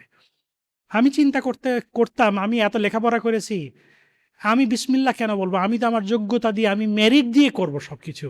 কিন্তু এখন বুঝি যে আমি কোনো একটা কাজ যদি করতে চাই, সেই কাজটার ভিতরে যদি এখলাস না থাকে, সেই কাজটার মধ্যে যদি বারাকা না থাকে, সে কাজটা যদি আল্লাহ তাআলা অ্যাকসেপ্ট না করে, তাহলে এই কাজটা কোনোদিন আমি কমপ্লিট করতে পারবো না। আমার ভিতরে যতই যোগ্যতা থাকুক, যতই আমি জ্ঞানী হই, যতই আমি পণ্ডিত হই। আরেকটা জিনিস আমি আমার জীবন দিয়ে, আমার তো বেশ বয়স হয়ে গেলাম, মধ্যবয়স্ক একজন মানুষ, যেটা আমি আমার জীবন দিয়ে রিয়ালাইজ করেছি, সেটা হচ্ছে আমি আগে সবকিছু কন্ট্রোল করতে চাইতাম। সবকিছুর একটা গ্যারান্টি চাইতাম। যেমন আমাদের এই যে সিটি ব্যাংকে গেলে, বিভিন্ন ব্যাংকে গেলে একটা এফডিআর এর ইন্টারেস্ট দেয় না? Fixed deposit. সবকিছু ফিক্সড ডিপোজিটের মতো একটা গ্যারান্টি চাইতাম যে এটা হবে কিনা। কিন্তু আল্লাহ তাআলা কোথাও ভবিষ্যতের কোনো গ্যারান্টি দেয়নি। এবং এই যে গ্যারান্টি চাইতাম, এবং আপনি কিভাবে কথা বলবেন, আপনি কিভাবে উত্তর দিবেন, আপনি কিভাবে পোশাক পরবেন, আমার মনে হতো আমি সেটাও ডিটারমাইন করে দেব। এবং এই জন্য আমার ভেতরে এত স্ট্রেস, এত টেনশন, এত ফ্রাস্ট্রেশন, এত হতাশা, কারণ আমি যেটা চাচ্ছি সেটা হচ্ছে না। আরেকটা জিনিস আমি দেখেছি, সেটা হচ্ছে যে আগে ছোট, ছোট জিনিসেই আমার মন খারাপ হয়ে যেত। কেমন? দেখা যেত যে একটা ভ্যাকেশনে যেতে চাচ্ছি, হয়তোবা ভিসাই পাইলাম না। হয়তোবা একটা জমি কিনতে চাচ্ছি, জমিটা কিনে মাঝপথে আটকে গেল, জমিতে ভেজাল। হয়তোবা কোনো একটা মিটিংয়ে যাব, হয়তোবা ট্রাফিক জ্যামে আটকে গেলাম। প্রতিটা কাজে আমি দেখতেছি কোনো একটা বাধা আসতেছে, কোনো একটা কিছু করব, কোনো কিছুতেই বরকত নাই। এবং যেটা হতো, ছোট ছোট বিষয়গুলোতে নিয়ে আমার ভিতরে একটা ফ্রাস্ট্রেশন হতো, বিরক্তি জাগতো, এবং আস্তাগফিরুল্লাহ, আল্লাহর উপরে বিরক্তি জাগতো যে আমার এত টেনশন কেন, আমার এত ঝামেলা কেন, আমার এত বিপদ আসতেছে কেন, আমার এত সমস্যা হচ্ছে কেন, কোনো কাজই তো আমি ঠিক স্মুথলি করতে পারছি না। আগে কিন্তু এই জিনিসটা নিয়ে আমি কার্স করতাম, আস্তাগফিরুল্লাহ, আল্লাহর কাছে অভিযোগ দিতাম। এখন সেই জিনিসটা দেই না। এখন একটু থামি এবং একটু একটু একটু বোঝার চেষ্টা করি, এবং ওই সূরা ফাতিহার সেই বাক্যটার কথা মনে করি, ইয়াকা নাবুদু ওয়া ইয়াকা নাস্তাইন, অর্থাৎ আমি শুধু চেষ্টা করতে পারি, বাকিটা কিন্তু ছেড়ে দিতে হবে। বাকিটা হবে কি হবে না, আমি একটা গাছ লাগাতে পারি, কিন্তু গাছটা লাগানোর পর সেই গাছের আমটা মিষ্টি হবে কিনা, অথবা আমার স্ত্রী আজকে বিরিয়ানি রান্না করতেছে, সব কিছুই সুন্দর মতো দিছে, কিন্তু বিরিয়ানিটা সুস্বাদু হবে কিনা, সেটা কিন্তু আমার হাতে নাই। সেটা একমাত্র আল্লাহ রব্বুল আলমিন এটা ডিসাইড করবে। আরেকটা জিনিস, এই আয়াতটা আমার জানা ছিল না। এই আয়াতটা যদি আজ থেকে ২০ বছর আগে, ১৫ বছর আগে আমি জানতাম, আমার জীবনটা বদলে যেত। একটা সুন্দর আয়াত আল্লাহ তাআলা বলেছেন, তোমরা যা অপছন্দ করো হতে পারে তা তোমাদের জন্য কল্যাণকর, এবং যা ভালোবাসো হতে পারে তোমাদের জন্য অকল্যাণকর। আর আল্লাহ জানেন, তোমরা জানো না। আমি আরেকবার বলি, তোমরা যা অপছন্দ করো হতে পারে তা তোমাদের জন্য কল্যাণকর, এবং তোমরা যা ভালোবাসো হতে পারে তোমাদের জন্য অকল্যাণকর, আর আল্লাহ জানেন, তোমরা জানো না। দেখেন, আমার জীবনে এত রিজেকশন এসেছে, এত হতাশা, এত কষ্ট, এত পেইনফুল। আমার জীবনে আমি এত না শুনেছি, রিজেকশন শুনেছি, সেটা নিয়ে যদি একটা বই লিখি, একটা নোবেল হয়ে যাবে, একটা নোবেল লেখা যাবে। তো অনেককে আমি বলতাম, সবাই তো এই এই সাবজেক্টের উপরে গবেষণা করে স্পেশালিস্ট, আমি হচ্ছে নো এবং রিজেকশনের উপরে স্পেশালিস্ট। আমার জীবনের 99% হচ্ছে রিজেকশন। এবং আমার ধারণা ছিল, আমি মনে হয় আল্লাহ তাআলা আমাকে একটুও পছন্দ করে না, আমি মনে অ্যাবান্ডান, আমি মনে রিজেক্টেড। ঠিক আছে, আমি যখন 2010-এ আমেরিকা থেকে চলে আসি, আমার জীবনের সবচেয়ে বড় ব্যর্থতা ছিল আমেরিকা থেকে চলে আসে। এটা আমি নিজের ইচ্ছেই আমি চলে এসেছি। এবং আমি যখন বাংলাদেশে চলে আসলাম, আমার কাছে মনে হচ্ছিল যে আমার জীবনটা শেষ, আমার জীবনে আর কিছু চাওয়া পাওয়ার থাকতে পারে না। কিন্তু 2026-এ এসে আমি যখন মূল্যায়ন করি যে এই সিদ্ধান্তটা সঠিক ছিল নাকি, আমি বলবো যে 2010-এ আমি আমেরিকা থেকে পার্মানেন্টলি চলে আসাটা আমার জীবনের একটা টার্নিং পয়েন্ট। কিন্তু 2010 সালে কিন্তু আমার কিন্তু কক্ষণে আমার হিসাব কিতাব করে শুধু একটা ইমোশনাল কল ছাড়া আর কোনোভাবেই আমি আমার ইঞ্জিনিয়ারিং পড়েছি, আমার প্রায় 200 জনের মধ্যে ফ্রেন্ডদের মধ্যে আমার মনে হয় আমি একাই ফিরে এসেছি। আমেরিকা যেয়ে পড়াশোনা করে ফিরে আসাটা খুব কম। আমি আমি এমবিএ করেছি এবং বিজনেস থেকে ইঞ্জিনিয়ারিং কেউ পড়ে না। একমাত্র আমি আমেরিকায় সেটেল হব বলে আমেরিকার স্বপ্ন আমাকে ইঞ্জিনিয়ারিং পড়িয়েছে। সেই সময় 2010-এ লজিস্টিক্স অ্যান্ড সাপ্লাই চেইন নিয়ে সবচেয়ে সবচেয়ে ডিম্যান্ডিং সাবজেক্ট, এবং আমি সেটা ফিরে আসি। এবং আমি বিশ্বাস করি, বাংলাদেশ আমাকে যে সুযোগ করেছে কাজ করার জন্য, যে পজিশনে, যে লেভেলে আমাকে যাওয়ার সুযোগ করেছে, শুকুর আলহামদুলিল্লাহ। আমি যদি আজকে আমেরিকায় থাকতাম, আমি সর্বোচ্চ হয়তোবা অ্যানালিস্ট হতাম, হয়তোবা টিম লিডার হতাম, এর থেকে বেশি হওয়ার আমার সুযোগ ছিল না। আমি আমার পরিবারের সাথে ছিলাম, আলহামদুলিল্লাহ, বাবা মার সাথে ছিলাম। বাংলাদেশের বিভিন্ন বড় বড় কোম্পানিগুলোতে কাজ করার সুযোগ হয়েছে। বাংলাদেশ নিয়ে, আমার আমার দেশ নিয়ে, আমার সোসাইটি নিয়ে কন্ট্রিবিউট করার সুযোগ হয়েছে।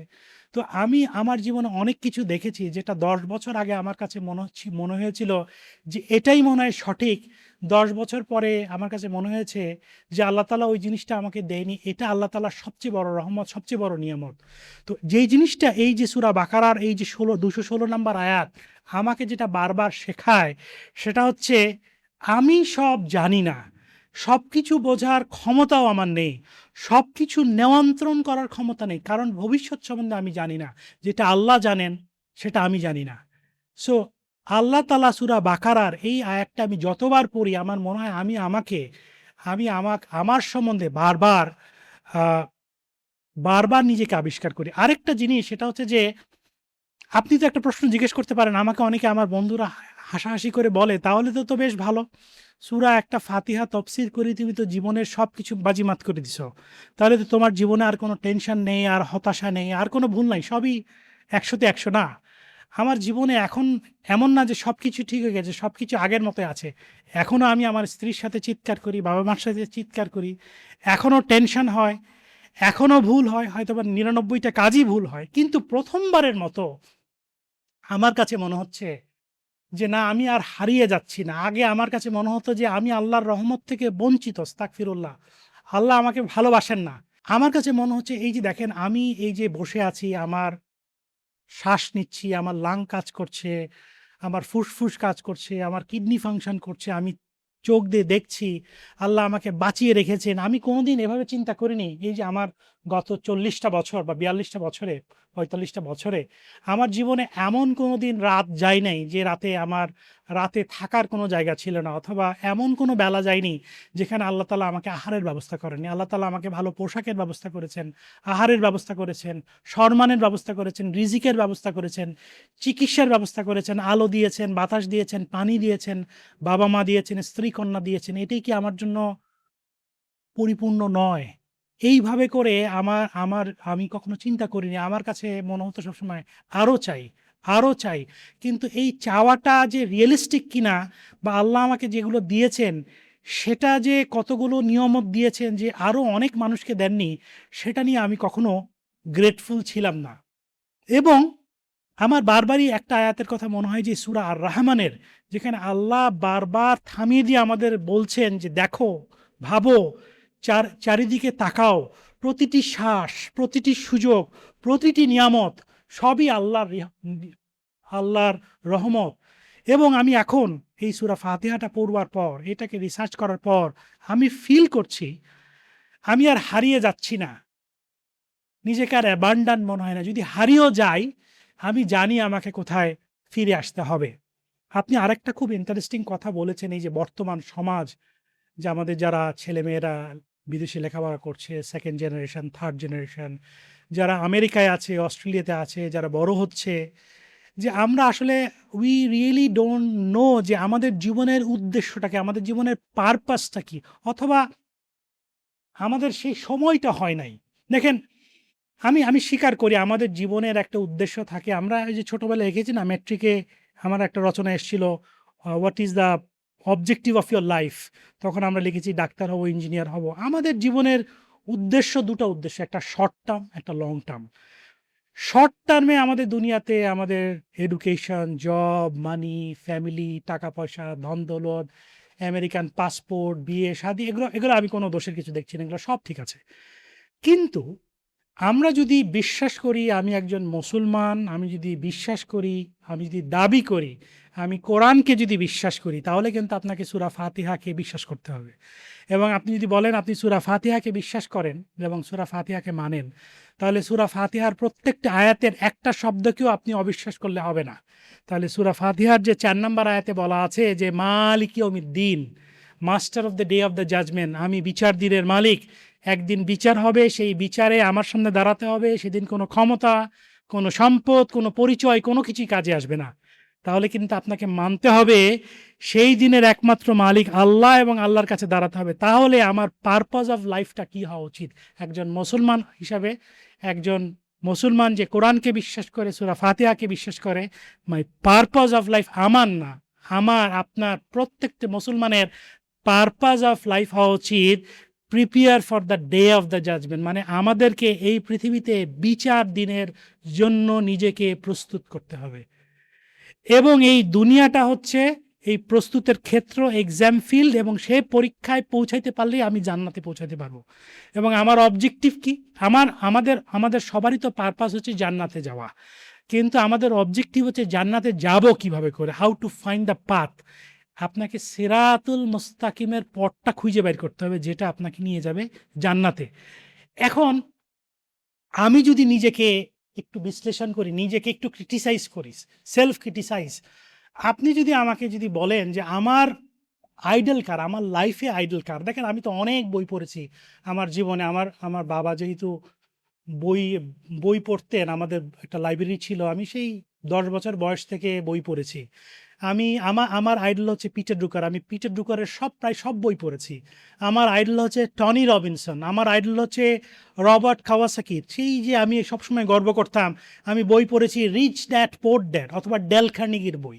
ঠিক আছে, আপনি যদি আমাকে জিজ্ঞেস করেন আপনি অবসর সময় কি করেন, আমি ফেসবুকিং করি আর ইউটিউব চালাই। ইউটিউবে কি দেখি দেখেন, যদিও একটু হাস্যকর মনে হবে, আমি ইউটিউবে দেখি শাহরুখ খানের লাইফস্টাইল, আমি ইউটিউবে দেখি আম্বানিদের ফ্যামিলি উইডিং। কিন্তু আমি এখন প্রশ্ন করি, এই যে আমি যে বইগুলো পড়লাম, পিটার ড্রুকার, টনি রবিনসন, এটা হয়তো বা আমাকে আমার শর্ট টার্ম একটা সাকসেস দিয়েছে, আমার লেখাপড়া, চাকরি বাকরি, অথবা এই যে আমি ইউটিউবিং করি। কিন্তু সমস্যাটা হচ্ছে এই আমি যেভাবে করে আমার লাইফস্টাইলটা লিড করতেছি, এই লাইফস্টাইল অথবা আমার যারা আইডল, তাদের ফিলোসফি নিয়ে তো সিরাতুল মুস্তাকিমে আমাকে নিয়ে যেতে পারবে না কোনোভাবে। আপনাকে আমি একটা এক্সাম্পল দিই। আমি যেহেতু গাড়ি চালাতে ভালোবাসি, আপনি ধরেন আমেরিকার একটা রাস্তায়, টেক্সাসের রাস্তায় গাড়ি চালাচ্ছেন।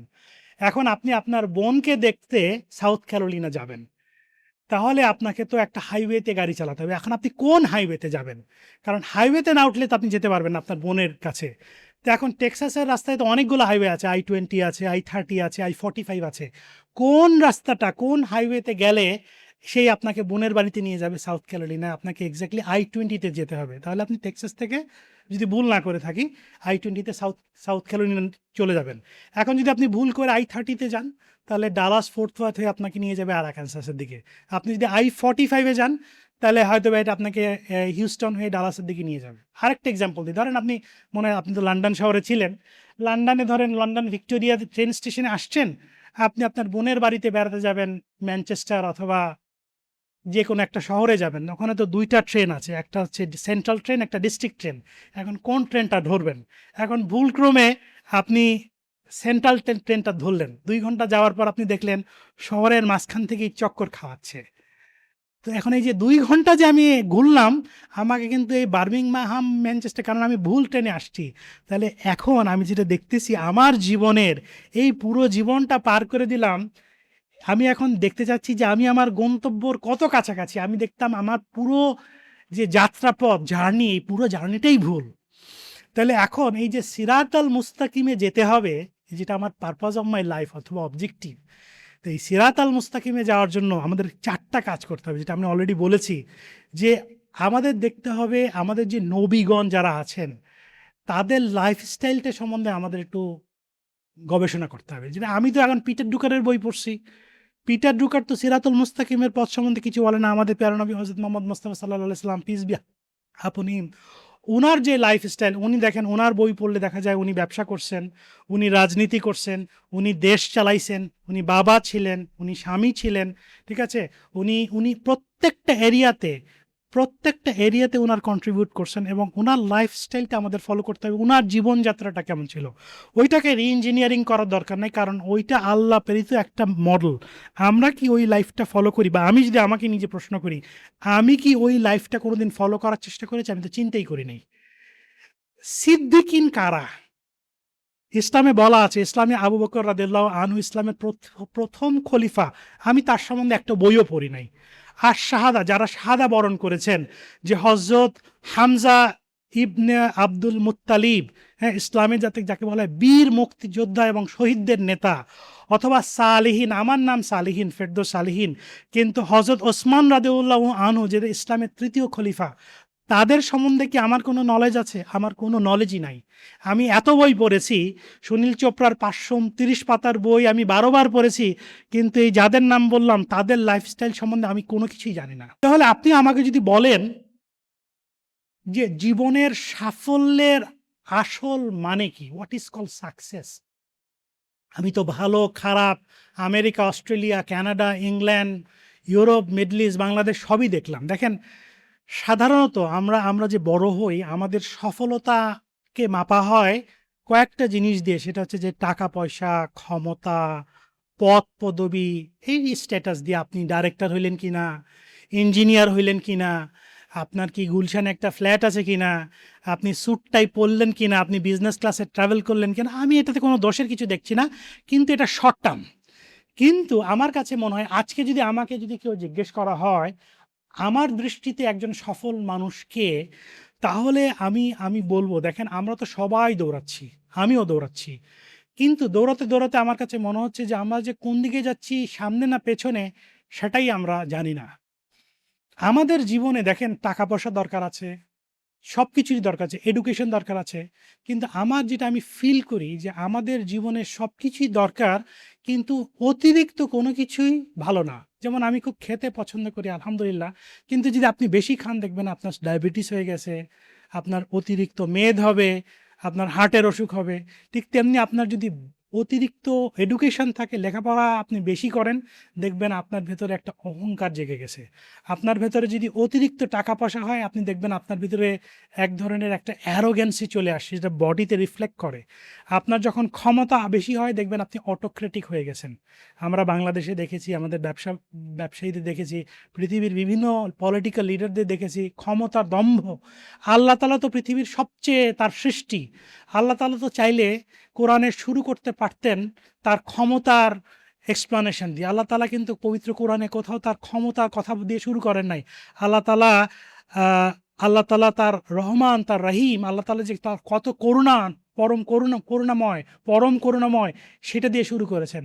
তাহলে আল্লাহ তাআলা যিনি পৃথিবী সৃষ্টি করেছেন, এই জগৎ সৃষ্টি করেছেন, তিনি তার ক্ষমতার দিয়ে কোরআন শুরু করেন নাই। আমরা মানুষ এই ক্ষুদ্র একটা পিএইচডি ডিগ্রি, কিছু টাকা, কিছু ব্যাংক ব্যালেন্স দিয়ে আমরা ক্ষমতার দম্ভ দেখাই। তো আমার দৃষ্টিতে সেই একজন সফল মানুষ যে জানে তাকে কোথায় থামতে হবে। আপনি যদি জানেন where you will stop in your life, তাহলে আমি বলবো সেই একজন সফল মানুষ। কারণ আমরা এই ক্ষমতার লোভে, টাকার লোভে, অর্থের লোভে, প্রতিপত্তির লোভে এই সিরাতুল মুস্তাকিমের দিক থেকে দূরে সরে যাচ্ছি। আমাদের ভ্যালুজ, আমাদের এথিক্স, আমাদের মরাল ক্যাম্পাস, আমাদের জাজমেন্ট থেকে আমরা দূরে সরে যাচ্ছি। আরেকটা জিনিস আপনি জিজ্ঞেস করেছেন, সেটা হচ্ছে মানুষ সত্যিকারের শান্তি কোথায় খুঁজে পায়। দেখেন, কোরআনের আমি আমি আলহামদুলিল্লাহ আমার সুযোগ হয়েছে এবং আমি চেষ্টা করছি, এটি আমার এখন প্যাশন, অবসেশন, কোরআনটাকে খুঁটিয়ে খুঁটিয়ে রিসার্চ করার। কোনো আয়াত, কোনো শব্দ এখন পর্যন্ত কোথাও আল্লাহ তাআলা দেননি যেটা স্বয়ংক্রিয়ভাবে পরিপূর্ণভাবে গ্যারান্টি দেয় যে এইটা করলে তুমি পৃথিবীতে একবারে পরিপূর্ণ শান্তি। কারণ শান্তির এই পার্টটা আল্লাহ তাআলা দুনিয়াতে রাখে নাই, ওই পরকালের জন্য রাখছেন। এই দুনিয়াতে রাখছেন, দুনিয়াটা হচ্ছে একটা এক্সামে, দুনিয়াটা হচ্ছে একটা পরীক্ষা। এবং আল্লাহ তাআলা সূরা বাকারার ১৫৫ নম্বর আয়াতে বলে দিছেন, আমি তোমাকে ক্ষুধা দিয়ে, ভয় দিয়ে, ক্ষতি দিয়ে পরীক্ষা করব। দেখো, জিনিসটা হচ্ছে এক একজনের জন্য কিন্তু পরীক্ষাটা এক এক রকম। আপনার ১০০ কোটি টাকা আছে, এইটা আপনার একটা পরীক্ষা, কারণ আপনি এই টাকাটা কিভাবে খরচ করবেন। আমার কাছে টাকা নাই, আমার অভাব, এবং আমার এই যে অভাবের মধ্যে দিয়ে আমি আল্লাহকে কিভাবে স্মরণ করবো, এটা আমার একটা পরীক্ষা। আপনার টাকা আছে কিন্তু স্বাস্থ্য নাই, এটা আপনার জন্য একটা পরীক্ষা। আবার দেখা যাবে যে কারো স্ত্রী মারা গেছে, কারো বাবা মা মারা গেছে। আল্লাহ তাআলা এক একজনকে এক এক রকম করে পরীক্ষা নেবেন, এবং কার পরীক্ষাটা কেমন হবে, এটা ওই যে আমরা ম্যাট্রিক পরীক্ষার সময় দেখতাম, ওই যে আমাদের যে মাল্টিপল চয়েস কোশ্চেন আসতো, পাশের দিকে ঘাড় ঘুরালে টিচার বলে দিত ওর খ সেট পড়ছে, ওর গ সেট পড়ছে। তো আমাদের কিন্তু এই সেটগুলো আলাদা, আপনার ক সেট, আমার খ সেট, আপনার একরকম পরীক্ষা, আমার একদম পরীক্ষা। এবং আল্লাহ তাআলা বলে দিছেন, এখন আল্লাহ তাআলা ধৈর্যশীলদের ভালোবাসে। এই পৃথিবীতে আমাদের ধৈর্যের পরীক্ষা দিয়ে যাবে। দেখেন, আমি যদি নিজেকে মূল্যায়ন করি, আমি আগে আমাকে কিভাবে আমার লাইফটা লিড করেছি, সত্যিকার অর্থে আমার খুব বলতে লজ্জা লাগছে, তারপর আমি বলি, আমি আমার এন্টায়ার লাইফটা লিড করেছি ড্রিভেন বাই আদার্স। মানুষ কি ভাববে, মানুষ কি মনে করবে, আমি সেটা চিন্তা করতাম।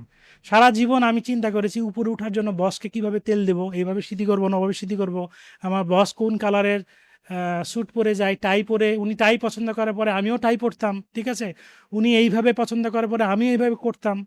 আমরা দেখেন, আমি আমি আমার জীবনে যাতে, এই যে আমাদের একটা ফেসবুক আছে না, ওটা তো একটা ধ্বংসের আরেকটা জায়গা। ফেসবুকে আমি স্ট্যাটাস দেই, যে এই স্ট্যাটাসটা বা যে ছবিটা দেওয়ার কোনো দরকার নেই, আমি শুধু এই ছবিটা পোস্ট করেছি আমার ওই ছবিটা যে দেখবে আমার বন্ধু বা আত্মীয় স্বজন একটু জেলাস করার জন্য, একটু ইমপ্রেস করার জন্য। আমি আমার জীবনে আজকে পর্যন্ত যে বসে আছি, আমি এমন কোনো কাজ করে নাই আমার রবকে, আমার মালিককে খুশি করার জন্য। ইভেন আমাকে খুশি করার জন্য আমি কিছু করি নাই। আমি একটু বেশি লেখাপড়া করেছি, আমার বন্ধুকে দেখাতে পারবো, এই দেখো তোমার থেকে আমি একটু বেশি লেখাপড়া করেছি, একটা ভালো গাড়ি কিনেছি, লোন নিয়ে কিনেছি, আরেকজনকে জেলাস করার জন্য, দেখো তোমার নাই আমার আছে। তাহলে আমার জীবনটা কিন্তু পুরোটাই ফাঁকি, ভেতরটা ফাঁকা, পুরোটাই ফাঁকি, ঠিক আছে। এবং আমি, আমার মনে পড়ে না আল্লাহ তাআলা আমাকে এত কিছু দিছে, I was never happy, I was never grateful. তো আপনি যদি আমাকে বলেন যে এই সূরা ফাতিহা পড়ে, এই সূরা ফাতিহা তাফসীর করে, এই বইটা লিখে আমার লার্নিংটা কি, আমি ৭টা জিনিস নিয়ে একটু শেয়ার করতে চাই। সত্যিকারের শান্তি খুঁজে পাওয়ার জন্য আমার নিজস্ব মনে হয় সূরা ফাতিহা থেকে ৭টা লার্নিং আছে। ১ নাম্বার হচ্ছে, আমি আগে মানুষের কাছে অনেক প্রত্যাশা করতাম, মানুষের কাছে চাইতাম। আমি ভাবতাম মানুষ আমাকে ফোন করে বলবে তুমি কেমন আছো, মানুষ আমাকে একটা ফেয়ার ফেয়ার আমরা বলি না, লেভেল ফিল তৈরি করে দিবে। মানুষের কাছে অনেক প্রত্যাশা ছিল, সে বাবা মা, ভাই বোন, আত্মীয় স্বজন। এখন আমি এই পৃথিবীর কোনো মানুষের কাছে কোনো প্রত্যাশা করি না, না বাবা, না স্ত্রী, না কন্যা, না ভাই, না বোন। এবং কারো প্রতি আমার কোনো রাগ নেই, আমি সবাইকে ক্ষমা করে দিয়েছি। কারো প্রতি আমার অভিযোগ, অভিমান নেই। এবং আমি সবার কাছে আনকন্ডিশনালি ক্ষমা চাচ্ছি, যে যা কিছু হয়েছে সব কিছু আমার ভুল ছিল। এবং কারো প্রতি আমার কোনো অভিযোগ নেই, এবং কারো প্রতি আমার কোনো এক্সপেকটেশনও নেই।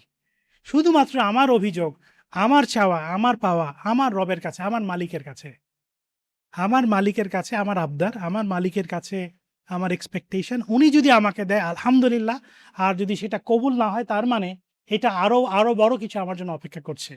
২ নাম্বার হচ্ছে, আমি সারা জীবন সবাইকে নিয়ন্ত্রণ করতে চাইতাম, সবাইকে আমার মতো করে ভাবতাম যে আমার মতো করে চিন্তা করবে, আমার স্টাইলে মিলাবে। কিন্তু আমি এখন আর কাউকে নিয়ন্ত্রণ করতে চাই না। আমার ১৩ বছরের কন্যা আয়েশা সালিহীন তাকেও না, স্ত্রী তো অনেক দূরের কথা। ৩ নাম্বার হচ্ছে আমি আমার জীবনে আমি দেখেছি পর্যালোচনা করে আমি আমার জীবনে এত হতাশা, এত দুঃখ, এত কষ্ট, এই অতীত নিয়ে আমি খালি বিড়বিড় করতাম এই অতীতের হতাশা কেন হলো?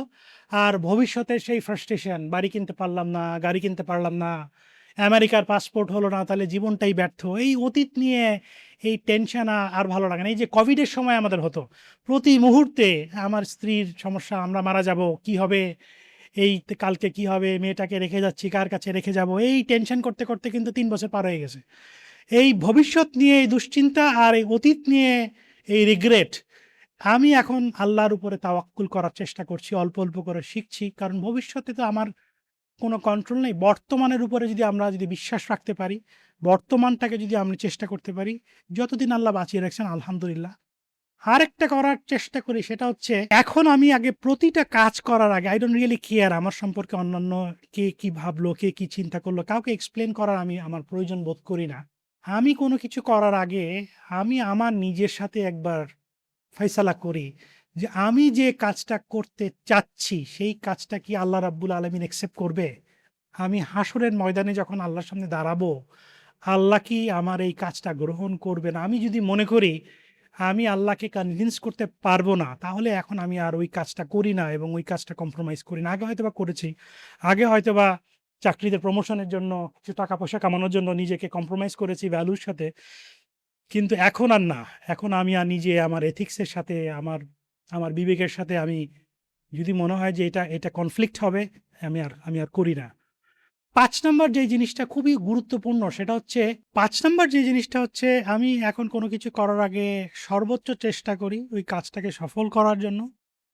সবাই যদি ১০০% এফোর্ট দেয়, আমি ১২০% এফোর্ট দেই। কারণ আমার হয়তোবা একটু জ্ঞান কম আছে, একটা নিজের intellectual capacity কম আছে। আমি আপ্রাণ চেষ্টা করি এবং সেই জিনিসটা ব্যর্থ হলে বারবার চেষ্টা করি। কিন্তু তারপরও দেখবেন যে অনেক কিছু বারবার চেষ্টা করার পরেও হয় না। সেই জিনিসটা আমি এখন আর লেগে থাকি না। আমি যদি দেখি যে এই জিনিসটা হচ্ছে না, ক্লিক করছে না, তাহলে আমি এখন বোঝার চেষ্টা করি আল্লাহ রাব্বুল আলামিন হয়তোবা চাচ্ছেন না এই জিনিসটা আমি করি। তখন কিন্তু আমি সরে আসি এবং অন্য কিছুতে আ ডাইভার্ট করি। আমি আগে আল্লাহর কাছে যখন প্রার্থনা করতাম, তখন আল্লাহকে বলতাম, "আল্লাহ আমাকে ওই জিনিসটা দেন।" কিন্তু এখন আমি ওইভাবে করে চাই না। আমি আল্লাহর কাছে চাই, "আল্লাহ আমার জন্য যেটা ভালো হবে আপনি আমাকে সেই পথটা দেখান। আমার জন্য কোনটা ভালো হবে আমি তো জানি না। আপনি আমাকে সেই পথটা আমাকে গাইড করেন যে এই পথে গেলে আমি সফল হব।" ৬ নাম্বার হচ্ছে আমি দেখেছি যে আমাদের যে প্রত্যেকের যে সমস্যাগুলো আছে, সে সমস্যাগুলো আমরা বিভিন্ন বৈজ্ঞানিকভাবে বিভিন্ন বইপত্র ঘেঁটে চেষ্টা করি। কিন্তু আমি এখন চেষ্টা করি কোরআনে ওই সমস্যাটার সমাধান খোঁজার জন্য এবং আমি দেখেছি কোরআনে খুব বিশদভাবে, খুব সায়েন্টিফিক্যালি অনেক সমস্যার সমাধান দিয়েছে, যেটা আমি খুব কনভিন্সড এবং আমি এটা চিন্তাও করি নাই যে কোরআনে এত বিশদভাবে, এত সুন্দরভাবে বলা আছে। তো আমরা যদি কোরআনটাকে একটু বুঝে না, বাংলাটা না, কোরআনটাকে যদি একটু অ্যানালাইসিস করে এটা নিয়ে একটু রিসার্চ করি, গবেষণা করি, তাহলে আমার মনে হয় যে আমাদের জীবনে যত সমস্যা আছে, সব সমস্যার সমাধান কোরআনে কোনো না কোনো জায়গায় আছে। এবং ৭ নাম্বার যে পয়েন্টটা আমি বলবো, সেটা হচ্ছে আমরা আমাদের জীবনটা যতটা সিম্পল করা যায়, যতটা সহজ করা যায়। দেখেন আমরা আমাদের জীবনের এক্সপেকটেশনটা বাড়তে, বাড়তে, বাড়তে এমন একটা অবস্থানে চলে গেছে যে আমাদের এক্সপেকটেশনটা অনেক উপরে চলে গেছে। দেখেন আমি এই যে ২ সপ্তাহ আগে কবরস্থানে নেমেছি, আমার শাশুড়িকে দাফন করলাম। কবরস্থানের যে এই যে গর্তটা না এত চাপা, একটা মানুষকে আপনি সঠিকভাবে এই যে পিঠ ফেলে কিন্তু শোয়ানো যায় না। তো একটা কবরস্থানে এই ছোট্ট জায়গা আমাদের আল্টিমেট বাসস্থান।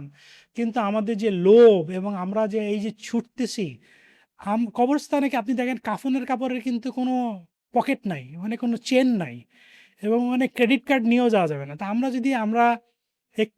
একটু রিয়ালাইজ করি আমাদের জীবনটাকে যদি সিম্পল করা যায়, তাহলে আমার মনে হয় আমাদের জীবনটা অনেক সহজ হবে। এবং এই যে ৭টা পয়েন্ট বললাম, যদিও এটা অত সোজা না, বাট তারপরে জানেন আমি তো ভবিষ্যৎ নিয়ে এখন আর চিন্তা করি না। আমি প্রতিদিন ঘুম থেকে উঠে এই যে ৭টা জিনিস আছে আমি ২৪ ঘন্টার জন্য চেষ্টা করি যতটা সম্ভব ফলো করার জন্য। হতে পারে এই এত সোজা জিনিসটা না। তারপরও আমরা যদি এটাকে ফলো করি, যেটা আমার পবিত্র সূরা ফাতিহা থেকে শিক্ষা, আমার মনে হয় এটা ফলো করলে, পবিত্র কোরআনটা ফলো করলে, সূরা ফাতিহাটা ফলো করলে আমাদের জীবনে একটা শান্তি বয়ে আসবে, একটা প্রশান্তি, অন্তরের ভিতরে একটা স্থিতিশীলতা আসে। আপনাকে অসংখ্য ধন্যবাদ আমাকে সুযোগ দেওয়ার জন্য। ডক্টর সালেন ভাই খুবই চমৎকার বলছেন। সো আমি যেটা মনে করি এটা হচ্ছে রকমারিতে আপনারা এই বইটা পাবেন, যে বইটা নিয়ে আমাদের পুরো আলোচনাটা হলো। আমি সবাইকে মনে করাই দিতে চাই যে সূরা ফাতিহাটা আমাদের জীবনে অন্য যে কোনো কোরআনের সূরা থেকে কেন মৌলিকভাবে ইম্পর্টেন্ট। ইটস বিকজ আপনাকে মুসলমান হইতে গেলে আপনাকে সালাত পড়তেই হবে, এবং আপনাকে সালাত পড়তে গেলে দিনে 17 বার সূরা ফাতিহা পড়তে হবে। সূরা ফাতিহা না পড়লে সালাত হবে না। এখন আপনি যে সূরা ফাতিহাটা পড়বেন, এটা আপনাকে বুঝে পড়াটা আপনার জন্য দায়িত্ব। শুধু পড়লে হবে না, আপনার উচ্চারণ শুদ্ধ হওয়া জরুরি এবং বুঝে পড়াটা জরুরি। এবং আপনি যখন পড়তেছেন, চিন্তা করা যে আমার আসলে এটা কি বুঝাইলো, বা আমার জন্য এটার জীবন নেই, এটার অ্যাপ্লিকেশনটা কি। সো সেই জায়গাটা থেকে আমরা কিন্তু আসলে সূরা ফাতিহার এই বইটা আমার ধারণা আপনাদের পড়তে খুব অল্প সময় লাগবে, বেশিক্ষণ লাগবে না। বাট এটা খুবই ইম্পর্টেন্ট যে এটা আমরা পড়ি এবং আমরা মাথায় রাখি জিনিসটা, যে কারণ এই বইটাকে খুব সহজভাবে, সাবলীলভাবে ভাইয়া এই বইটা লিখেছেন, যেটা আমরা সহজে রিলেট করতে পারি সেই জায়গাটা থেকে। তো ভাইয়াকে আবারও অসংখ্য ধন্যবাদ আপনার এই অত্যন্ত ব্যস্ত সময়ের মধ্যে এই সময় এটা বের করে আমাদের সাথে পডকাস্টটা করার জন্য। এবং খুবই আশাবাদী যে এটা অনেক মানুষকে তার ইহকাল এবং পরকালের জীবনে তাদের জন্য এই বইটা অনেক হেল্প করবে, এবং এই আলোচনাটা অনেক হেল্প করবে ইনশাআল্লাহ। ধন্যবাদ। আসসালামু আলাইকুম।